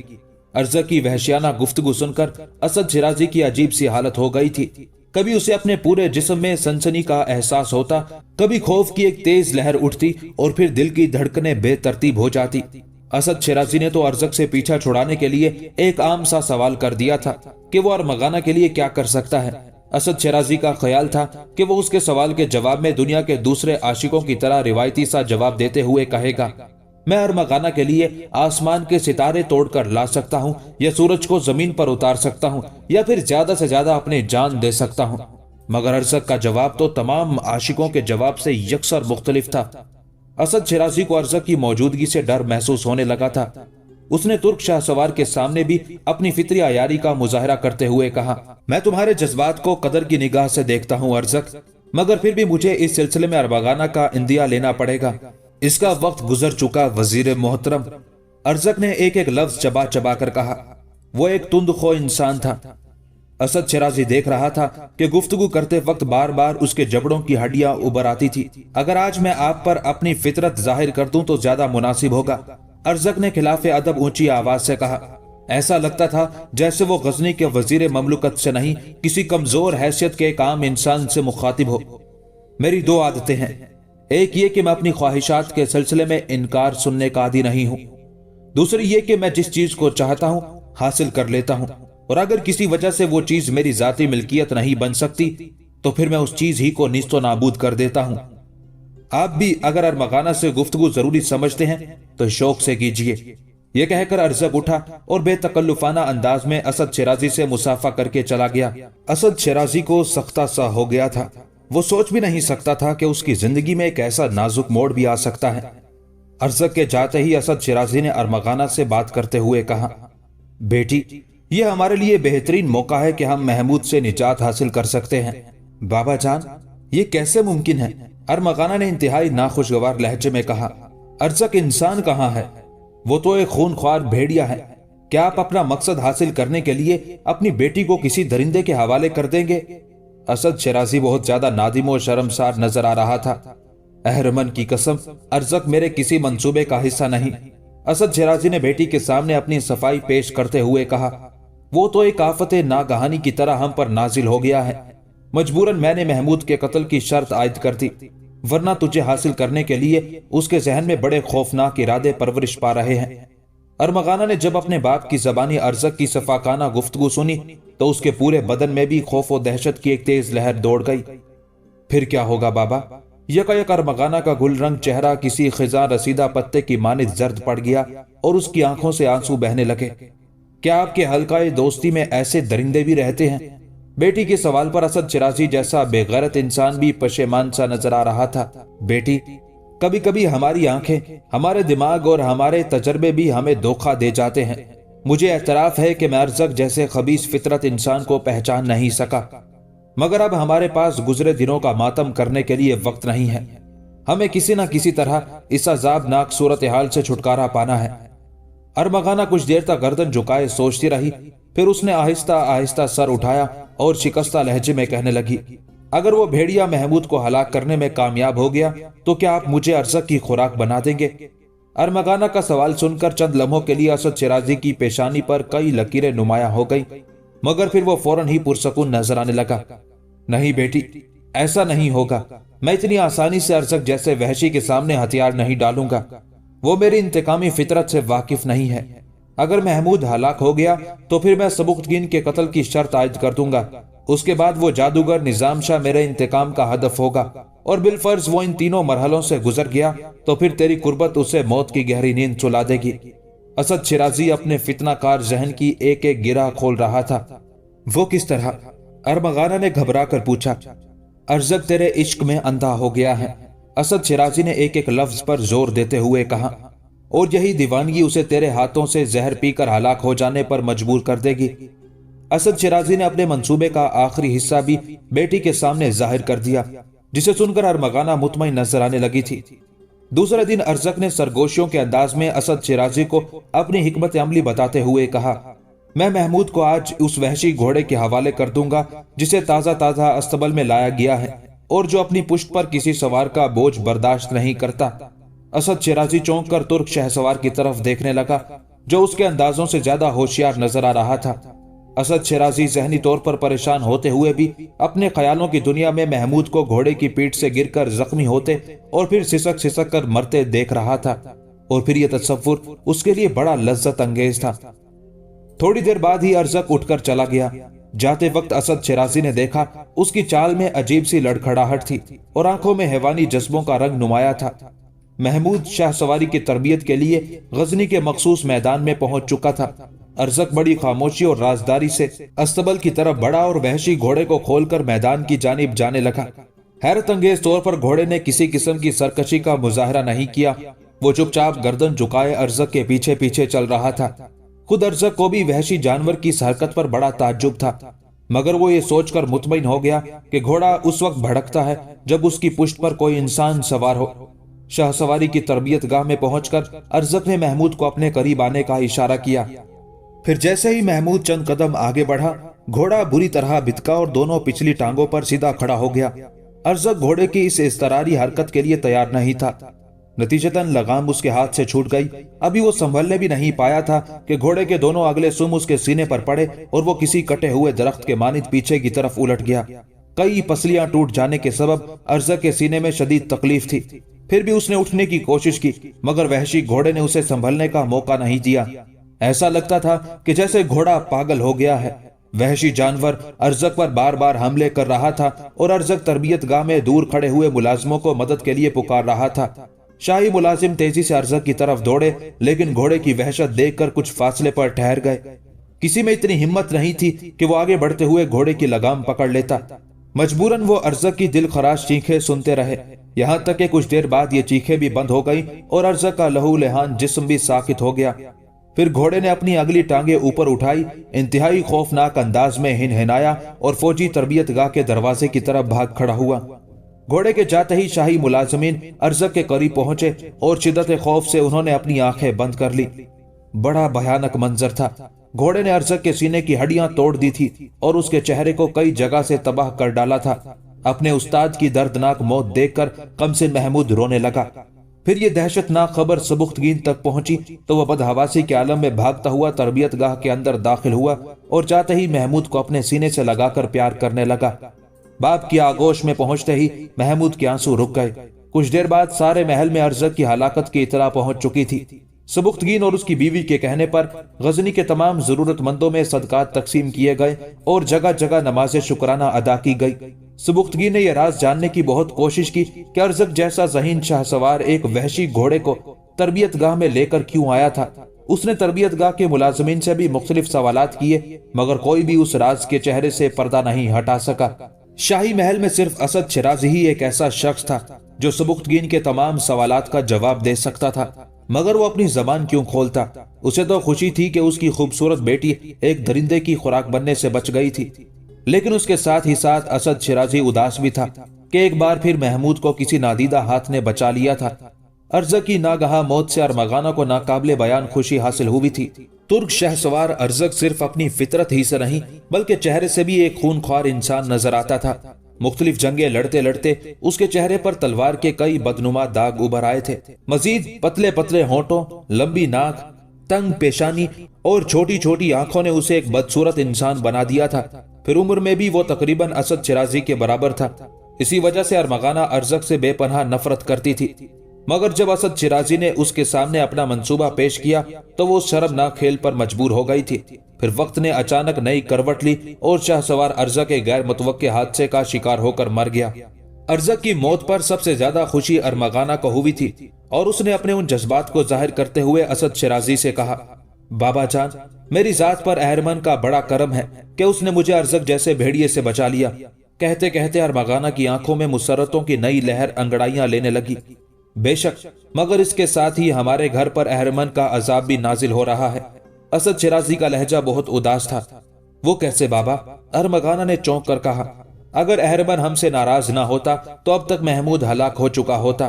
سبکتگین اور وہ جادوگر نظام شاہ کا نام سن کر اب ارمغانہ کو بھی ایک عجیب سا احساس ہونے لگا تھا۔ پہلی بار اس نے باپ کے جذبات کے خلاف اپنی زبان کھولی۔ اگر نظام شاہ اتنا ہی بڑا جادوگر ہے تو آپ بھی اس کی ساحرانہ قوتوں سے بھرپور فائدہ کیوں نہیں اٹھاتے؟ بیٹی، میں نے اسے ہر قیمت پر خریدنے کی کوشش کی تھی، مگر وہ سوکھی روٹیاں کھانے والا انسان زر و جواہر کے لقمے کھانے پر آمادہ نہیں۔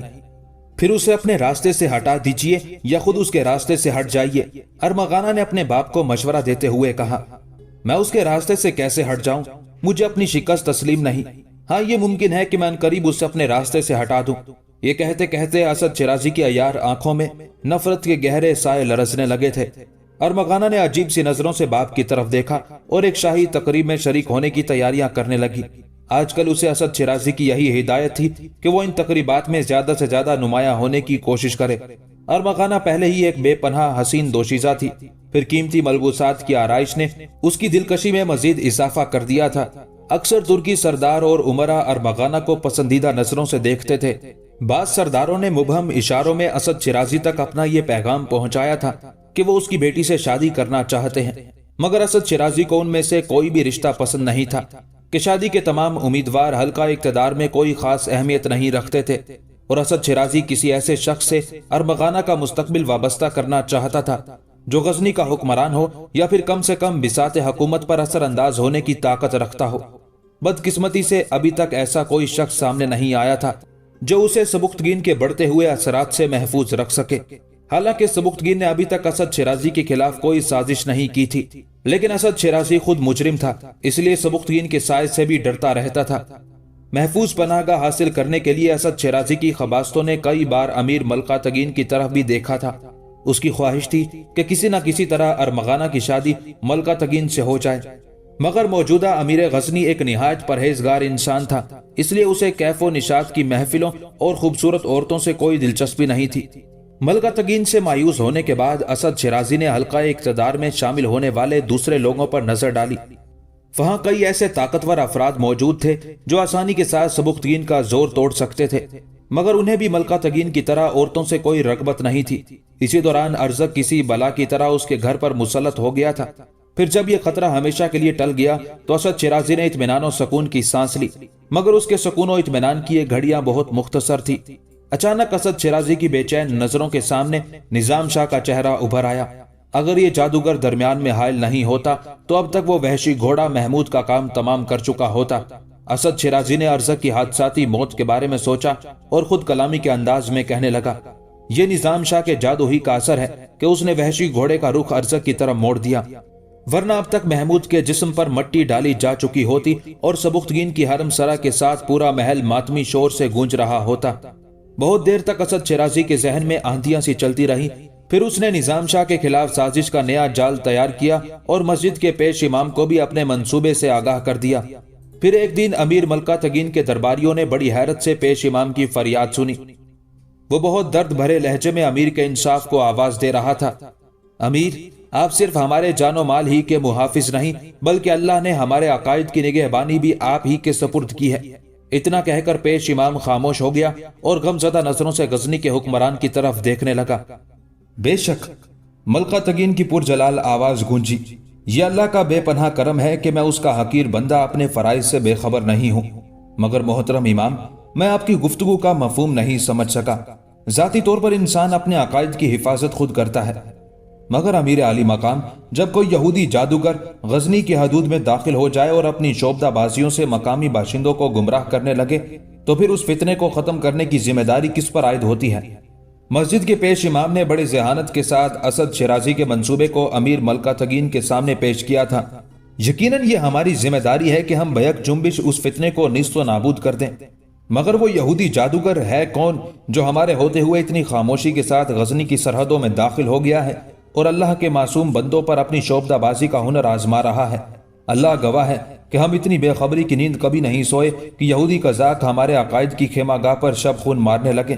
امیر ملکہ تگین کے باروب چہرے پر اچانک اداسی جھلکنے لگی تھی۔ وہ یہودی جادوگر نظام شاہ ہے جو مسلمانوں کی قبا پہن کر اسلامی مملکت کی حدود میں داخل ہوا اور غزنی کی ایک مسجد میں قیام پذیر ہے۔ پیش امام کا لہجہ بہت جارحانہ تھا۔ اب وہی یہودی ساحر اپنی شعبدہ بازیوں سے غزنی کے سادہ لو انسانوں کو گمراہ کر رہا ہے۔ پورا دربار بڑی حیرت سے پیش امام کا بیان سن رہا تھا۔ اس وقت دربار میں سبکتگین بھی موجود تھا۔ جب اس سے پیش امام کے الزام تراشی برداشت نہیں ہوئی تو وہ اپنی نشست پر کھڑا ہو گیا اور ملکہ تگین کو مخاطب کرتے ہوئے بولا، امیر محترم، یہ بڑی اذیت ناک حرکت ہے کہ امام سیف الدین جیسے ذمہ دار شخص ایک سچے مسلمان پر یہودی ہونے کی تہمت لگا رہے ہیں۔ امیر ملکہ تگین نے پیش امام کی طرف سوالیہ نظروں سے دیکھا۔ میرا بیان کردہ ایک ایک حرف سچائی کا آئینہ دار ہے امیر۔ پیش امام بڑی بے حسی کے ساتھ جھوٹ بول رہا تھا۔ غزنی کے سپہ سالار بھی نظام شاہ کی جادوگری کا شکار ہے، اس لیے وہ ایک یہودی کو سچا مسلمان ثابت کرنے کی کوشش کر رہے ہیں۔ میں نے بارہا دیکھا ہے کہ یہ اپنے بیٹے محمود کو لے کر اس شعبدہ باز کے پاس جاتے ہیں اور شاید اپنے اسی عقیدے کے سبب نظام شاہ کو بچانے کی کوشش کر رہے ہیں۔ یہ درست ہے امیر محترم کہ میں کبھی کبھی نظام شاہ کی خدمت میں حاضری دیتا ہوں اور اس کی دعاؤں سے فیض یاب ہوتا ہوں۔ پیش امام کے خاموش ہوتے ہی سبکتگین نے بلند آواز میں کہا، اور یہ کوئی جرم نہیں، نظام شاہ ایک مرد قلندر ہیں اور ان کی دعاؤں میں بڑی تاثیر ہے۔ اہل دربار کی حیرت بڑھتی جا رہی تھی۔ ان معزز لوگوں نے پہلی بار نظام شاہ کا نام سنا تھا اور انہیں یہ جان کر تعجب ہوا تھا کہ سبکتگین جیسا اعلیٰ منصب دار بھی ایک گمنام شخص کے حلقہ عقیدت میں شامل تھا۔ امیر ملکہ تگین نے بہت غور سے سبکتگین کی گفتگو سنی اور پیش امام سیف الدین سے مخاطب ہو کر کہا، ہم سردار سبکتگین کی گواہی کو ایک معتبر گواہی سمجھتے ہیں، پھر آپ کس بنیاد پر نظام شاہ کو یہودی جادوگر قرار دے رہے ہیں؟ امیر ذیشان، پیش امام اسی اعتماد کے ساتھ بول رہا تھا، اسد شیرازی کی حمایت کے سبب سیف الدین کو یقین تھا کہ اس پر ذرا بھی آنچ نہیں آئے گی اور وہ اپنے مقصد میں کامیاب ہو جائے گا۔ میں کئی سال سے نظام شاہ کو دیکھ رہا ہوں، وہ ایک وقت کی نماز بھی نہیں پڑھتا۔ جب جماعت کھڑی ہوتی ہے تو وہ اٹھ کر باہر صحن میں چلا جاتا ہے۔ اس کے غیر شرعی عمل سے لوگوں کے ذہنوں میں وسوسے پیدا ہو رہے ہیں۔ یکایک پیش امام کا لہجہ بہت زیادہ تلخ ہو گیا تھا۔ وہ تارک نماز ہے اور اپنی اس کوتاہی کو چھپانے کے لیے شعبدہ بازیوں کا سہارا لیتا ہے، جسے غزنی کے سادہ لو انسانوں کی آنکھیں کھیرا ہو جاتی ہیں اور وہ فریب میں پڑ جاتے ہیں۔ امیر ملکہ تگین کچھ دیر تک سوچتا رہا، پھر اس نے اپنے سپاہیوں کو حکم دیا کہ نظام شاہ کو اپنے ساتھ لا کر عدالت میں پیش کریں۔ وہ رات سبکتگین پر بہت بھاری تھی۔ غزنی کا سپہ سالار شدید اضطراب کے عالم میں ساری رات جاگتا رہا۔ اس کا دل چاہتا تھا کہ وہ شاہی محل سے نکل کر نظام شاہ تک پہنچے اور انہیں سارے حالات سے باخبر کر دے، مگر امیر ملکہ تگین نے اسے حکم دیتے ہوئے کہا تھا، سبکتگین، تم اس معاملے میں ذاتی طور پر مداخلت نہیں کرو گے۔ نظام شاہ کو اپنا مقدمہ خود پیش کرنے دو، اس پر مذہبی عقائد میں خلل ڈالنے کا سنگین الزام ہے۔ امیر کے اس حکم نے سبکتگین کو زنجیریں پہنا دی تھی۔ وہ اپنی بیچارگی پر اتنا شکستہ تھا کہ بار بار اس کی آنکھوں میں آنسو آ جاتے تھے۔ دوسری طرف اسد شیرازی کی خوشی ناقابل بیان تھی۔ وہ کیف و نشاط کے ان لمحوں میں مزید رنگ بھرنے کے لیے مسلسل شراب پی رہا تھا۔ اور مسجد کا پیش امام سیف الدین سامنے بیٹھا وزیر مملکت کے نئے اشارے کا منتظر تھا۔ کہیں نظام شاہ کی جادوگری سے خوفزدہ نہ ہو جانا۔ اسد شیرازی نے پیش امام کی ڈھارس بندھاتے ہوئے کہا، تم اس جنگ میں اکیلے نہیں ہو، میں ہر قدم پر تمہارے ساتھ ہوں۔ اگر تم سبکتگین کے اثر و رسوخ سے متاثر نہیں ہوئے تو پھر نظام شاہ کو سزا یاب ہونے سے کوئی نہیں روک سکتا۔ حضور، میں نے تو اپنا مستقبل ہی داؤ پر لگا دیا ہے۔ پیش امام کی آواز میں ہلکی ہلکی لرزش تھی۔ گھبراؤ نہیں، میں تمہیں تمہارے شاندار مستقبل کی بشارت دیتا ہوں، اسد شیرازی نے جھومتے ہوئے کہا، اور اگر تم اس جادوگر سے ڈر گئے تو پھر بڑی رسوائی ہوگی، اس وقت شاید میں تمہیں نہ بچا سکوں۔ پیش امام نئے عزائم کے ساتھ اٹھا اور وزیر مملکت کے مکان سے نکل کر مسجد کی طرف روانہ ہو گیا۔ کوئی نصف شب کے قریب پیش امام نے مسجد میں داخل ہو کر دیکھا نظام شاہ حسب عادت گھٹنوں میں منہ چھپائے بیٹھے تھے۔ پیش امام مسکرایا اور دل ہی دل میں یہ کہتا ہوا اپنے حجرے کی طرف چلا گیا، بس تیری جادوگری کی آخری رات ہے، کل صبح تو اپنی تمام تر شعبدہ بازیوں کے ساتھ غزنی کے کسی ویران گوشے میں دفن ہو جائے گا۔ دوسرے دن نظام شاہ چند سپاہیوں کے ہمراہ اس طرح امیر ملکہ تگین کے دربار میں داخل ہوئے کہ وہ اپنا بوسیدہ کمبل اوڑھے ہوئے تھے۔ انہوں نے دونوں جانب بیٹھے ہوئے معزز درباریوں پر ایک اچٹتی ہوئی نظر ڈالی اور بے نیازانہ انداز میں چلتے ہوئے ملکہ تگین کے تخت کے قریب پہنچ کر ٹھہر گئے۔ امیر، آپ پر اللہ کی سلامتی ہو۔ نظام شاہ نے عین اسلامی طریقے سے ملکہ تگین کو سلام کیا۔ پورے دربار پر سناٹا چھایا ہوا تھا۔ اہل دربار نے پہلی بار ایک مرد قلندر کو دیکھا تھا جس نے امیر غزنی کے اقتدار و جبروت کا کوئی تاثر قبول نہیں کیا تھا۔ تم پر بھی اللہ کی سلامتی ہو نظام شاہ، امیر ملکہ تگین نے سلام کا جواب دیتے ہوئے کہا۔ تم کون ہو، کہاں سے آئے ہو اور کیا کرتے ہو؟ امیر ملکہ تگین نے ایک ہی سانس میں نظام شاہ سے کئی سوال کر ڈالے تھے۔ میرا کوئی نسب نامہ نہیں، دربار میں نظام شاہ کی باروب آواز گونج رہی تھی۔ میرا کوئی خاندان نہیں، کوئی قبیلہ نہیں، میں صرف مسلمان ہوں، ترکستان سے آیا ہوں اور غزنی کی مسجد کے گوشے میں چپ چاپ پڑا رہتا ہوں۔ نظام شاہ نے مختصراً امیر کے سوالوں کا جواب دیتے ہوئے کہا۔ ملکہ تگین کو نظام شاہ کی اس بے نیازانہ روش پر بڑی حیرت ہوئی تھی۔ تمہارا عقیدہ کیا ہے نظام شاہ؟ ملکہ تگین نے ایک اور سوال کیا۔ اللہ کے سوا کوئی معبود نہیں اور محمد مصطفیٰ صلی اللہ علیہ وآلہ وسلم اس کے آخری رسول ہیں۔ نظام شاہ نے بہت ٹھہر ٹھہر کر کلمہ شہادت پڑھا اور اہل دربار نے دیکھا کہ ان کے جسم پر ہلکا ہلکا لرزہ طاری تھا اور گردن جھکی ہوئی تھی۔ غزنی کے کچھ باشندوں کا کہنا ہے کہ تم اپنی ساحرانہ شعبدہ بازیوں کے ذریعے سادہ لو انسانوں کے عقائد میں خلل ڈال رہے ہو۔ ملکہ تگین نے پیش امام کے عائد کردہ الزام کو دہراتے ہوئے کہا۔ ان کے چہرے پر خوف و ہراس کا ہلکا سا عکس تک نہیں تھا۔ تم نماز کیوں نہیں پڑھتے؟ اب ملکہ تگین کے لہجے میں ہلکی سی تلخی شامل ہو گئی تھی۔ یہ میرا ذاتی معاملہ ہے امیر، نظام شاہ نے ایک ایک لفظ پر زور دیتے ہوئے کہا۔ غزنی کے بہت سے لوگ نماز نہیں پڑھتے، پھر آپ انہیں بھی دربار میں طلب کر کے ان سے بھی میرے سامنے یہی سوال کیجئے۔ یہ کہتے ہوئے نظام شاہ نے اپنے دائیں بائیں مڑ کر امراء کی صفوں پر نظر ڈالی۔ نظام شاہ کے اس عمل سے امراء کی پیشانیاں شکنوں سے بھر گئی۔ خود ملکہ تگین کو بھی نظام شاہ کا یہ جواب پسند نہیں آیا تھا۔ ایک تاریک نماز کو مسجد میں نہیں رہنا چاہیے۔ یک امیر کا لہجہ غضبناک ہو گیا تھا۔ مسجد کسی انسان کی ملکیت نہیں ہے، نظام شاہ نے بلند آواز میں کہا۔ میں اللہ کے گھر میں رہتا ہوں، جب وہ چاہے گا تو اٹھ کر کہیں اور چلا جاؤں گا۔ ملکہ تگین کو نظام شاہ کا یہ جواب بھی پسند نہیں آیا تھا، اس لیے اس کے غصے میں مزید اضافہ ہو گیا۔ یہ کیا اسلام ہے کہ ایک شخص دن رات مسجد میں رہتا ہے اور جب نماز کا وقت آتا ہے تو اٹھ کر باہر چلا جاتا ہے؟ جوش جذبات سے امیر کا چہرہ سرخ ہو گیا تھا۔ یہ خدا کے بنائے ہوئے قانون سے کھلی بغاوت ہے نظام شاہ۔ تمہارا یہی عمل تمہاری شخصیت کو مشکوک بناتا ہے۔ لہجہ با لہجہ ملکہ تگین کا غصہ بڑھتا جا رہا تھا۔ ہم سے تو لوگوں نے یہاں تک کہا ہے کہ تم ایک یہودی ہو اور مسلمانوں کا لباس پہن کر کسی خاص مقصد کے تحت غزنی کی حدود میں داخل ہوئے ہو۔ میں اپنا عقیدہ بیان کر چکا ہوں، نظام شاہ نے مسکراتے ہوئے کہا۔ اب امیر کو اختیار ہے کہ وہ مجھے یہودی قرار دیں یا نصرانی، ویسے میں نماز پڑھتا ہوں مگر تنہائی میں۔ نظام شاہ کا بے باکانہ طرز گفتگو اور ہونٹوں پر پھیلی ہوئی مسکراہٹ دیکھ کر ملکہ تگین کچھ اور غضبناک نظر آنے لگا تھا۔ تم پیش امام سیف الدین کے پیچھے نماز کیوں نہیں پڑھتے؟ تمہارا یہ عمل دوسرے نمازیوں کے دلوں میں بھی وسوسے پیدا کر رہا ہے۔ میں سیف الدین کے پیچھے اس لیے نماز نہیں پڑھتا کہ وہ مسلمانوں کی امامت کے قابل نہیں ہے، نظام شاہ نے اتنی بلند آواز میں کہا کہ پورا دربار گونجنے لگا۔ امیر کو چاہیے کہ امامت کے انتخاب میں تحقیق اور احتیاط سے کام لیا کریں۔ نظام شاہ کی اس حقیقت بیانی نے درباری علماء اور دوسرے امیروں کو بھی اپنا دشمن بنا لیا۔ یہاں تک کہ ملکہ تگین نے نظام شاہ کے خلاف اپنا فیصلہ سناتے ہوئے کہا، یہ شخص انتہائی بے ادب اور جاہل ہے، اس لیے ہمارا حکم ہے کہ اسے مسجد سے اٹھا کر غزنی کی سرحدوں سے باہر نکال دیا جائے۔ ہم نہیں چاہتے کہ مقامی باشندوں پر اس گستاخ کا سایہ پڑے اور اللہ کے سادہ دل بندے ایک بے عمل انسان کا چہرہ دیکھ کر کسی فریب میں مبتلا ہوں۔ پھر جیسے ہی ملکہ تگین کے الفاظ کی گونج ختم ہوئی، نظام شاہ بلند آواز میں بولے، امیر، میں عام حالات میں آپ کے فیصلے کے سامنے اپنا سر تسلیم خم کر دیتا، مگر آج میری مجبوریوں نے مجھے ہر طرف سے جکڑ رکھا ہے۔ معاف کیجئے، جب تک میں اپنا مقصد حاصل نہیں کر لیتا اس وقت تک غزنی کو چھوڑ کر کہیں نہیں جا سکتا۔ کیسا مقصد؟ امیر ملکہ تگین نے انتہائی مشتعل اور برہم لہجے میں پوچھا۔ اس مقصد کے بارے میں واقفیت حاصل کرنا آپ کے لیے ضروری نہیں ہے۔ نظام شاہ ہر خوف و خطر سے بے نیاز ہو کر بول رہے تھے۔ امیر، آپ غزنی چھوڑنے کی بات کرتے ہیں، کچھ دن بعد میں آپ کی یہ خوبصورت دنیا ہی چھوڑ جاؤں گا، پھر آپ کا قانون، آپ کے درباری علماء، آپ کے طاقتور وزیر شوق سے توق و سلاسل اور دار و رسن سجاتے رہے۔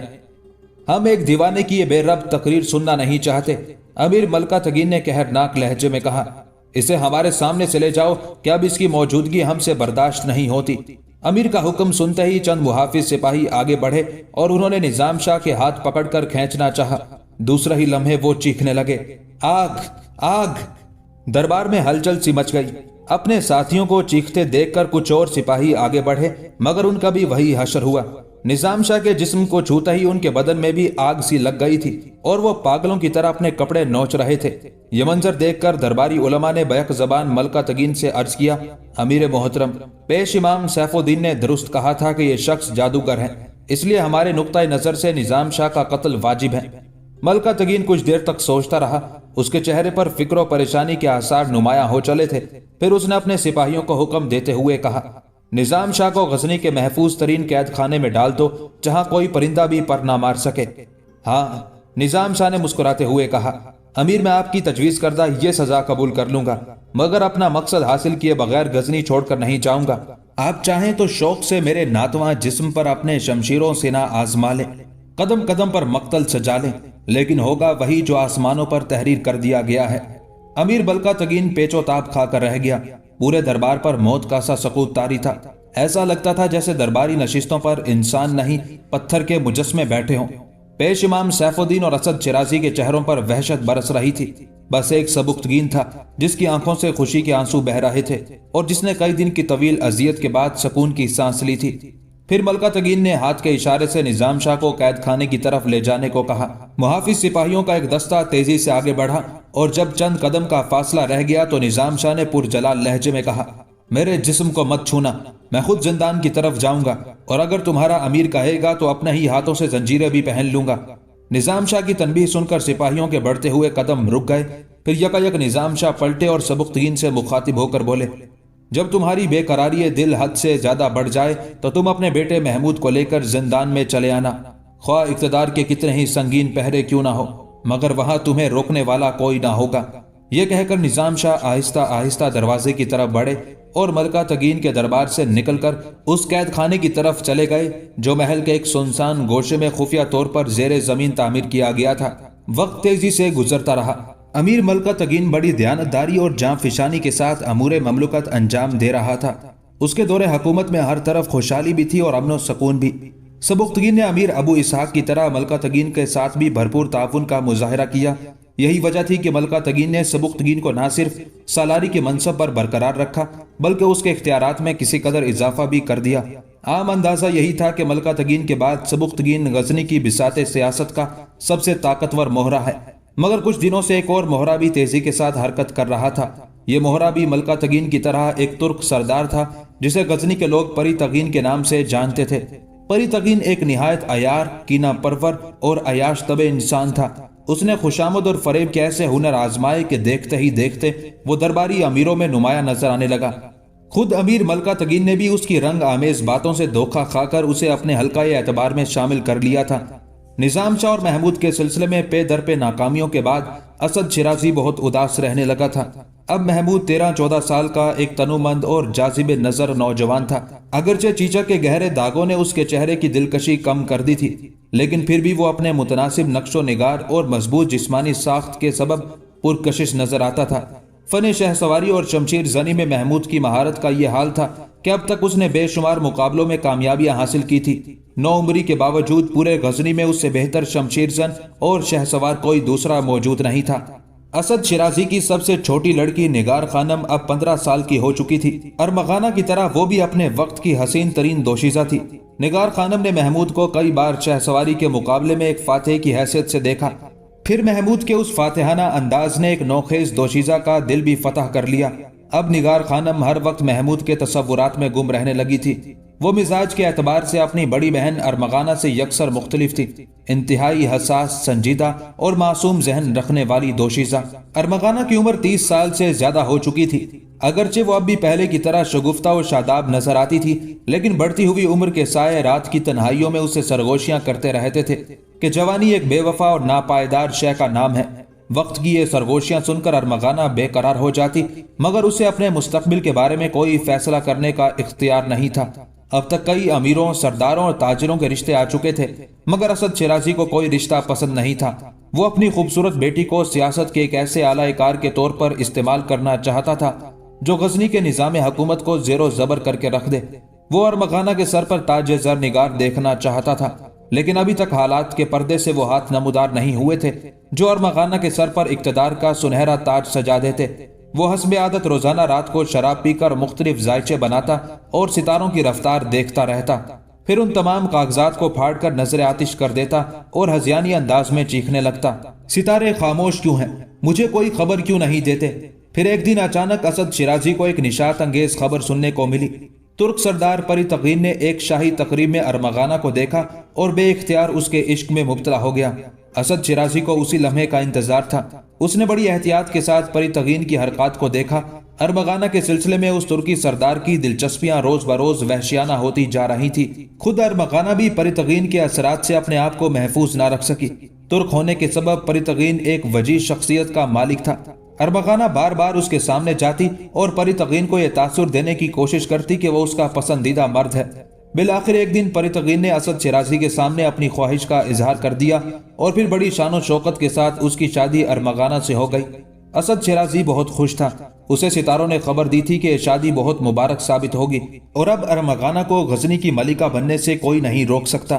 سبکتگین کو اس شادی پر بہت حیرت تھی، مگر پھر بھی اس نے دل ہی دل میں خدا کا شکر ادا کیا کہ اس خوبصورت بلا کو کوئی ٹھکانہ مل گیا اور کئی لوگ اس کے فتنوں سے محفوظ ہو گئے۔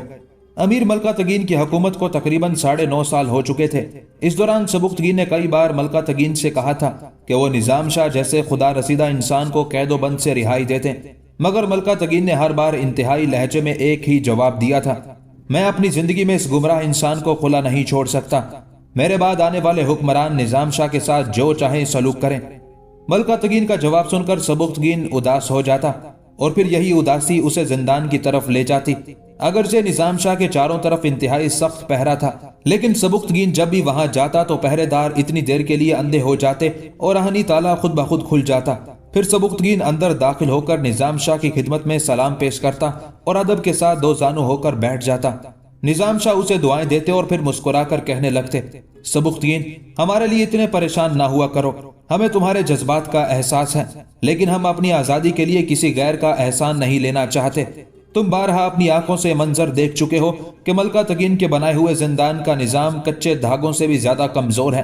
جب تم یہاں آتے ہو تو امیر غزنی کے یہ فولادی تالے موم کی طرح پگھل جاتے ہیں۔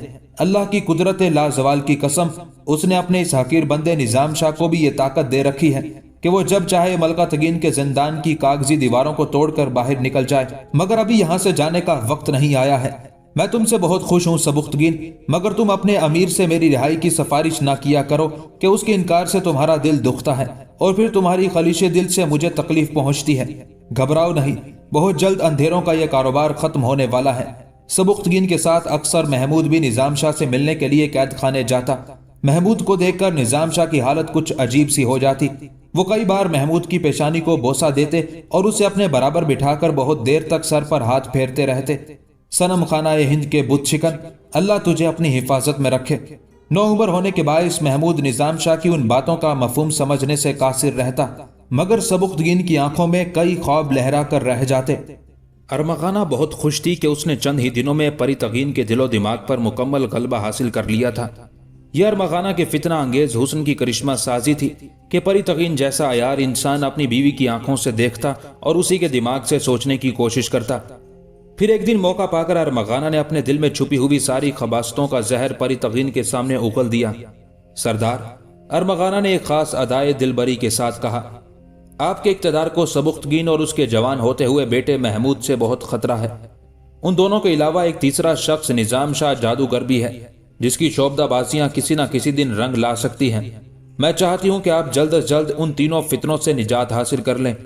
پری تغین بہت غور سے اپنی بیوی کی گفتگو سنتا رہا، پھر اس نے اپنے سامنے رکھی ہوئی شراب کی سراہی سے جام لبریز کیا اور ایک لمبا گھونٹ لے کر بولا، نظام شاہ کا فتنہ تو ہمیشہ کے لیے ختم ہو گیا ہے اور اس کی جادوگری زندان کی اونچی دیواروں سے ٹکرا کر دم توڑ چکی ہے۔ البتہ سبکتگین اور محمود کے خطرات موجود ہیں، مگر پھر بھی میں ان دونوں کی طرف سے غافل نہیں ہوں۔ ارمغانہ نے سوالیہ نظروں سے شوہر کی طرف دیکھا۔ ابھی میں سبکتگین کے خلاف کوئی قدم نہیں اٹھا سکتا کہ امیر ملکہ تگین سبکتگین پر بہت زیادہ اعتبار کرتے ہیں اور پھر وہ غزنی کی افواج کا سالار بھی ہے۔ پری تغین آہستہ آہستہ بول رہا تھا اور اس کی آنکھوں میں نئی شرارتیں کروٹیں لے رہی تھی۔ تم مطمئن رہو ارمغانہ، میں آنکھیں بند کر کے راستے طے کرنے کا عادی نہیں۔ راہ کے تمام کانٹے اور پتھر میری نظر میں رہتے ہیں۔ ارمغانہ کے سرخ ہونٹوں کی مسکراہٹ کا رنگ گہرا ہو گیا اور وہ خیالوں کی دنیا میں کھو گئی، جہاں تاج و تخت تھے اور ہاتھ باندھے ہوئے خدمت گاروں کی لمبی قطاریں تھیں۔ اور پھر حالات نے نئی کروٹ لی۔ امیر ملکہ تگین کچھ دن بیمار رہ کر دنیا سے رخصت ہو گیا۔ وہ ایک پرہیزگار، منصف مزاج اور انسان دوست حکمران تھا۔ ملکہ تگین کے انتقال کی خبر سن کر پورے غزنی میں کوہرام برپا ہو گیا۔ سینکڑوں بیوائیں اور ہزاروں غریب و محتاج لوگ گریہ وزاری کرتے ہوئے اپنے گھروں سے نکل آئے۔ یہ وہ لوگ تھے جن کی ملکہ تگین در پردہ مدد کیا کرتا تھا۔ ادھر قصر شاہی میں امیر کا جنازہ رکھا تھا اور ادھر غزنی کے تمام سردار اور با اثر امراء ملکہ تگین کے جانشین کے بارے میں مشورے کر رہے تھے۔ عام لوگوں کا یہی خیال تھا کہ اس بار سبکتگین کو امیر غزنی کے منصب تک پہنچنے سے کوئی نہیں روک سکے گا۔ اپنی طویل اور بے لوث خدمات کے سبب وہ اس اعلیٰ عہدے کا سب سے زیادہ مستحق تھا، مگر پری تغین کی سیاسی فتنہ انگیزیاں رنگ لائیں اور تمام با اثر سرداروں نے متفقہ طور پر اسے اپنا امیر منتخب کر لیا۔ سبکتگین نے یہ خبر سنی تو سناٹے میں رہ گیا۔ جب اسے ملکہ تگین کے انتخاب کے وقت نظر انداز کیا گیا تھا تو سبکتگین ایک لمحے کے لیے اداس ہوا تھا، پھر یہ اداسی فوراً ہی ختم ہو گئی تھی اور اس نے اپنے دل کو یہ کہہ کر مطمئن کر لیا تھا کہ ملکہ تگین ایک شجاع اور جانباز سردار ہے۔ وہ اپنے دل میں مذہب و قوم کے لیے خاص تڑپ رکھتا ہے۔ پھر ملکہ تگین نے اپنے کردار سے ثابت بھی کر دیا کہ وہ غزنی کا ایک لائق امیر ہے۔ یہی وجہ تھی کہ سبکتگین کے دل و دماغ پر چند لمحوں کے لیے جو دھند سی چھائی تھی وہ صاف ہو گئی اور غزنی کا سپہ سالار اپنی پوری توانائیوں کے ساتھ اپنے امیر کے دوش بدوش مملکت کی تعمیر میں حصہ لینے لگا۔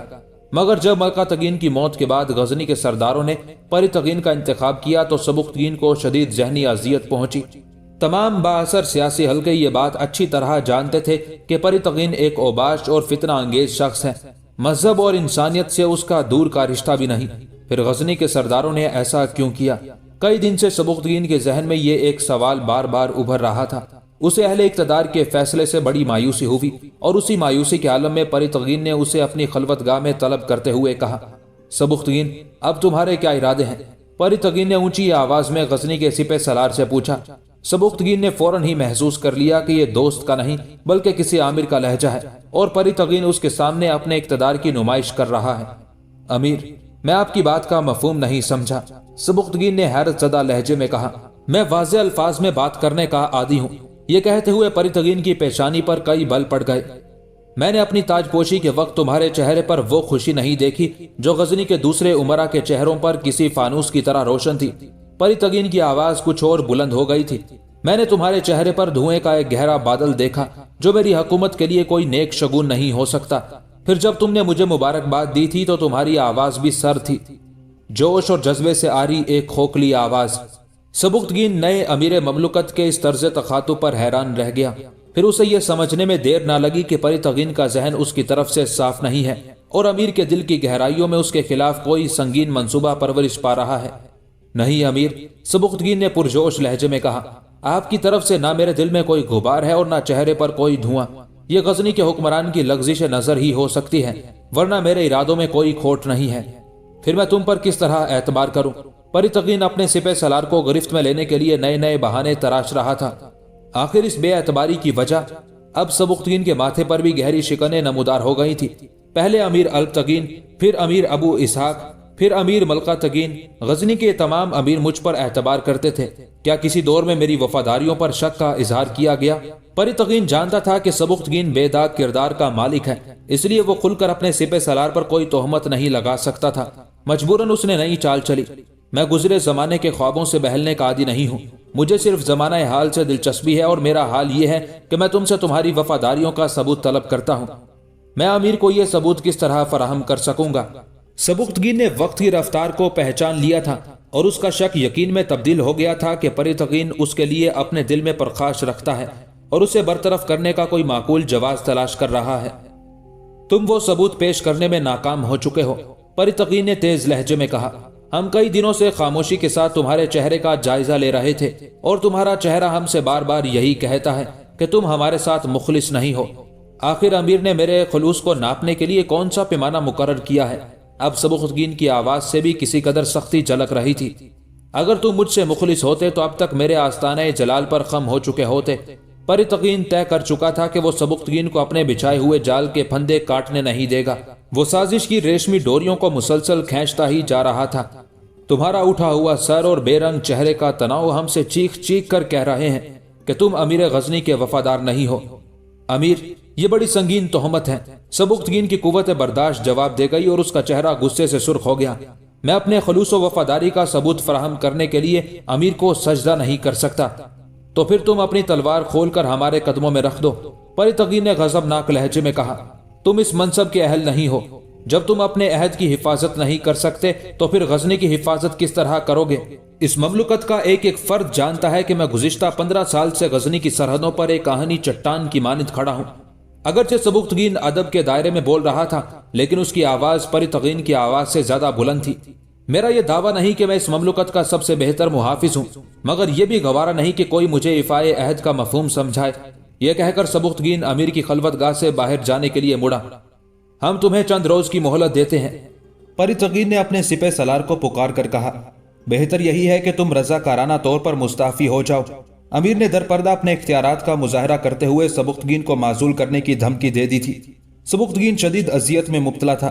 وہ ایک لمحے کے لیے ٹھہرا اور پریتگین کی طرف پشت کیے ہوئے بولا، شاید آپ کی یہ خواہش بہت جلد پوری ہو جائے۔ میں خود بھی زہر آلود فضا میں زیادہ دیر تک سانس نہیں لے سکتا۔ یہ کہہ کر سبکتگین تیز قدموں سے باہر نکل گیا۔ کچھ دیر بعد پریتگین انتہائی سرخوشی کے عالم میں اپنی بیوی ارمغانہ سے کہہ رہا تھا، سبکتگین کو معزول کرتے ہی میں اس سے اس کی زندگی بھی چھین لوں گا۔ ہاں امیر، دشمن کو کسی بھی حال میں کھلا چھوڑنا نہیں چاہیے۔ ارمغانہ نے مخمور نظروں سے شوہر کی طرف دیکھا۔ آج وہ گزشتہ دنوں سے زیادہ آراستہ اور دلکش نظر آ رہی تھی۔ بابا جان بھی یہی کہتے ہیں۔ اسد شیرازی کے نام پر غزنی کا اوباش حکمران چونکا۔ تمہارے بابا جان کا علم کیا کہتا ہے؟ وہ تو بہت بڑے ماہر نجوم ہیں۔ یہ انہی کی پیش گوئی تھی کہ آپ کو اقتدار حاصل ہو جائے گا، ارمغانہ نے ایک احساس غرور کے ساتھ کہا۔ بابا جان نے یہ دعویٰ بھی کیا ہے کہ آپ آہستہ آہستہ اپنے تمام دشمنوں پر غلبہ پالیں گے اور آپ کا دور اقتدار غزنی کے تمام امیروں سے زیادہ طویل ہوگا۔ خدا کرے ایسا ہی ہو، پریتگین نے ارمغانہ کے ریشمی آنچل سے کھیلتے ہوئے کہا۔ میں چاہتا ہوں کہ سبکتگین اپنی مرضی سے استعفیٰ دے دے، اس طرح مجھے اس سے نجات حاصل کرنے میں بہت آسانی ہو جائے گی۔ اگر میں اسے جبراً معزول کرتا ہوں تو غزنی کی افواج میں ایک انتشار پیدا ہو جائے گا، اور پھر یہی انتشار بڑھتے بڑھتے بغاوت کی شکل بھی اختیار کر سکتا ہے۔ اس کے استعفیٰ دینے کی صورت میں مجھے یہ رعایت حاصل ہوگی کہ دشمن کا ایک سپاہی بھی میرے خلاف سوچنے کی ہمت نہ کرے گا۔ پھر میں سبکتگین کو زندان کے اندھیروں میں غرق کر دوں گا اور میرے معتبر خدمتگار اسے آہستہ آہستہ اثر کرنے والا زہر دے کر ہلاک کر ڈالیں گے۔ اس طرح میرا دامن بھی سبکتگین کے خون کے چھینٹوں سے پاک رہے گا اور یہ فتنہ بھی سیاست کے افق پر ہمیشہ کے لیے غروب ہو جائے گا۔ پریتگین نے ارمغانہ کو اپنے منصوبے کی تفصیلات بتاتے ہوئے کہا۔ بہت شاندار، ارمغانہ نے پرجوش لہجے میں کہا اور شراب کا نیا جام لبریز کر کے شوہر کی طرف بڑھایا۔ بہت بے داغ منصوبہ ہے، مجھے اس میں کہیں کوئی خامی نظر نہیں آتی۔ امیر، اس میں کوئی شک نہیں کہ آپ بے پناہ ذہن کے مالک ہیں اور ایسے ہی ذہین انسانوں کو حکومت کرنے کا حق حاصل ہوتا ہے۔ ارمغانہ نے نہایت ہوشیاری کے ساتھ شوہر کی تعریف کی۔ پریتگین فطری طور پر ایک خوشامد پسند انسان تھا، اس لیے ارمغانہ جیسی حسین عورت کی قربت اور اقتدار کا ہوشربا نشہ، غرض ایک ہی وقت میں کئی نشے آپس میں مل گئے تھے۔ نتیجتاً پریتگین کیف و نشاط کے سمندر میں ڈوبتا چلا گیا۔ ادھر امیر غزنی ارمغانہ کے حریم ناز میں بے ہوش پڑا تھا اور ادھر سبکتگین آدھی رات کے وقت نظام شاہ کے حضور دو زانو بیٹھا آج کے واقعے کی تفصیلات سنا رہا تھا۔ نہیں سبکتگین، ہرگز نہیں، نظام شاہ نے مضطرب ہو کر اونچی آواز میں کہا۔ وہ فریب کار انسان تمہیں تیش دلا کر اپنا مقصد حاصل کرنا چاہتا ہے۔ اگر تم نے مشتعل ہو کر اپنے ہتھیار کھول دیے تو یاد رکھو کہ اللہ تمہارے اندازوں سے بھی زیادہ بے نیاز ہے۔ وہ کسی اور ادنا سپاہی کے ہاتھوں میں تلوار دے کر اسے سبکتگین بنا دے گا۔ پھر تم کیا کرو گے سوائے اس کے کہ ساری زندگی کف افسوس ملتے رہو اور ایک شکست خوردہ انسان کی حیثیت سے کسی گوشہ گمنامی میں ایڑیاں رگڑ رگڑ کر مر جاؤ۔ پھر میں کیا کروں شیخ؟ سبکتگین بہت تھکا ہوا نظر آ رہا تھا۔ اپنی شمشیر کی حفاظت کرو جسے ایک بزدل تمہارے ہاتھوں سے چھین لینا چاہتا ہے۔ نظام شاہ نے خلاف عادت انتہائی تند و تیز لہجے میں کہا۔ یہ تلوار ایک امانت ہے، دنیا بھر کے مظلوم انسانوں کے حقوق کی امانت۔ اگر تم نے تلوار اپنے ہاتھوں سے پرتقین کے قدموں میں رکھی تو تم خیانت جیسے گناہ عظیم کے مرتکب ہوگے۔ ہاں، اگر کسی حادثے میں تمہارے ہاتھ ہی کٹ جائیں تو پھر تم مجبور ہو، اس حالت میں تم سے کوئی محاسبہ نہیں ہوگا۔ میری آنکھیں دیکھ رہی ہیں کہ ابھی تمہارے ہاتھ محفوظ ہیں، پھر مجھ سے ایسی مایوسی کی باتیں کیوں کرتے ہو؟ ابھی تو نفرتوں اور تلخیوں کی بہت تیز ہوائیں چلیں گی، سازشوں کے بڑے طوفان آئیں گے، تو کیا تم بار بار اپنی تلوار توڑو گے؟ سبکتگین نے ندامت کے ساتھ سر جھکا لیا۔ شیخ، میں ناسازگار ماحول سے خوف زدہ نہیں ہوں، مجھے پرتقین کے تحقیر آمیز سلوک سے شدید تکلیف پہنچی ہے۔ کس کس کی شکایت کرو گے اور کس کس کی باتوں پر اپنا دل توڑو گے؟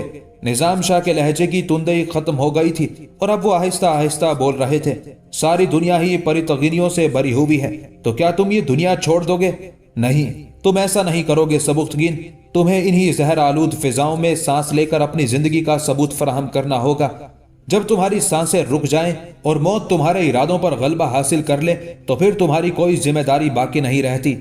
اس وقت یہ دشمن خود ہی تمہارے ہاتھوں سے تلوار چھین لیں گے، مگر دیکھنے والا تو دیکھ رہا ہوگا کہ تلوار تم نے پھینکی ہے یا بے کسی کے عالم میں تمہارے ہاتھوں سے چھینی گئی ہے۔ ان دونوں حالتوں میں بڑا فرق ہے۔ پہلی حالت میں زندہ رہنا کہ اہل ایمان اسی طرح جیتے ہیں، دوسری حالت تو بے ضمیر اور مردہ انسانوں کا طریقہ ہے جو تمہیں اس ذلت کی موت اور زندگی سے محفوظ رکھے۔ سبکتگین نئے حوصلے کے ساتھ اٹھا اور زندان سے نکل کر محل کی طرف چلا آیا۔ دوسرے دن پرتقین نے غزنی کے سپہ سالار کو اپنی خلوت میں طلب کرتے ہوئے کہا، مجھے یقین ہے کہ اب تک کسی نتیجے پر پہنچ چکے ہوگے۔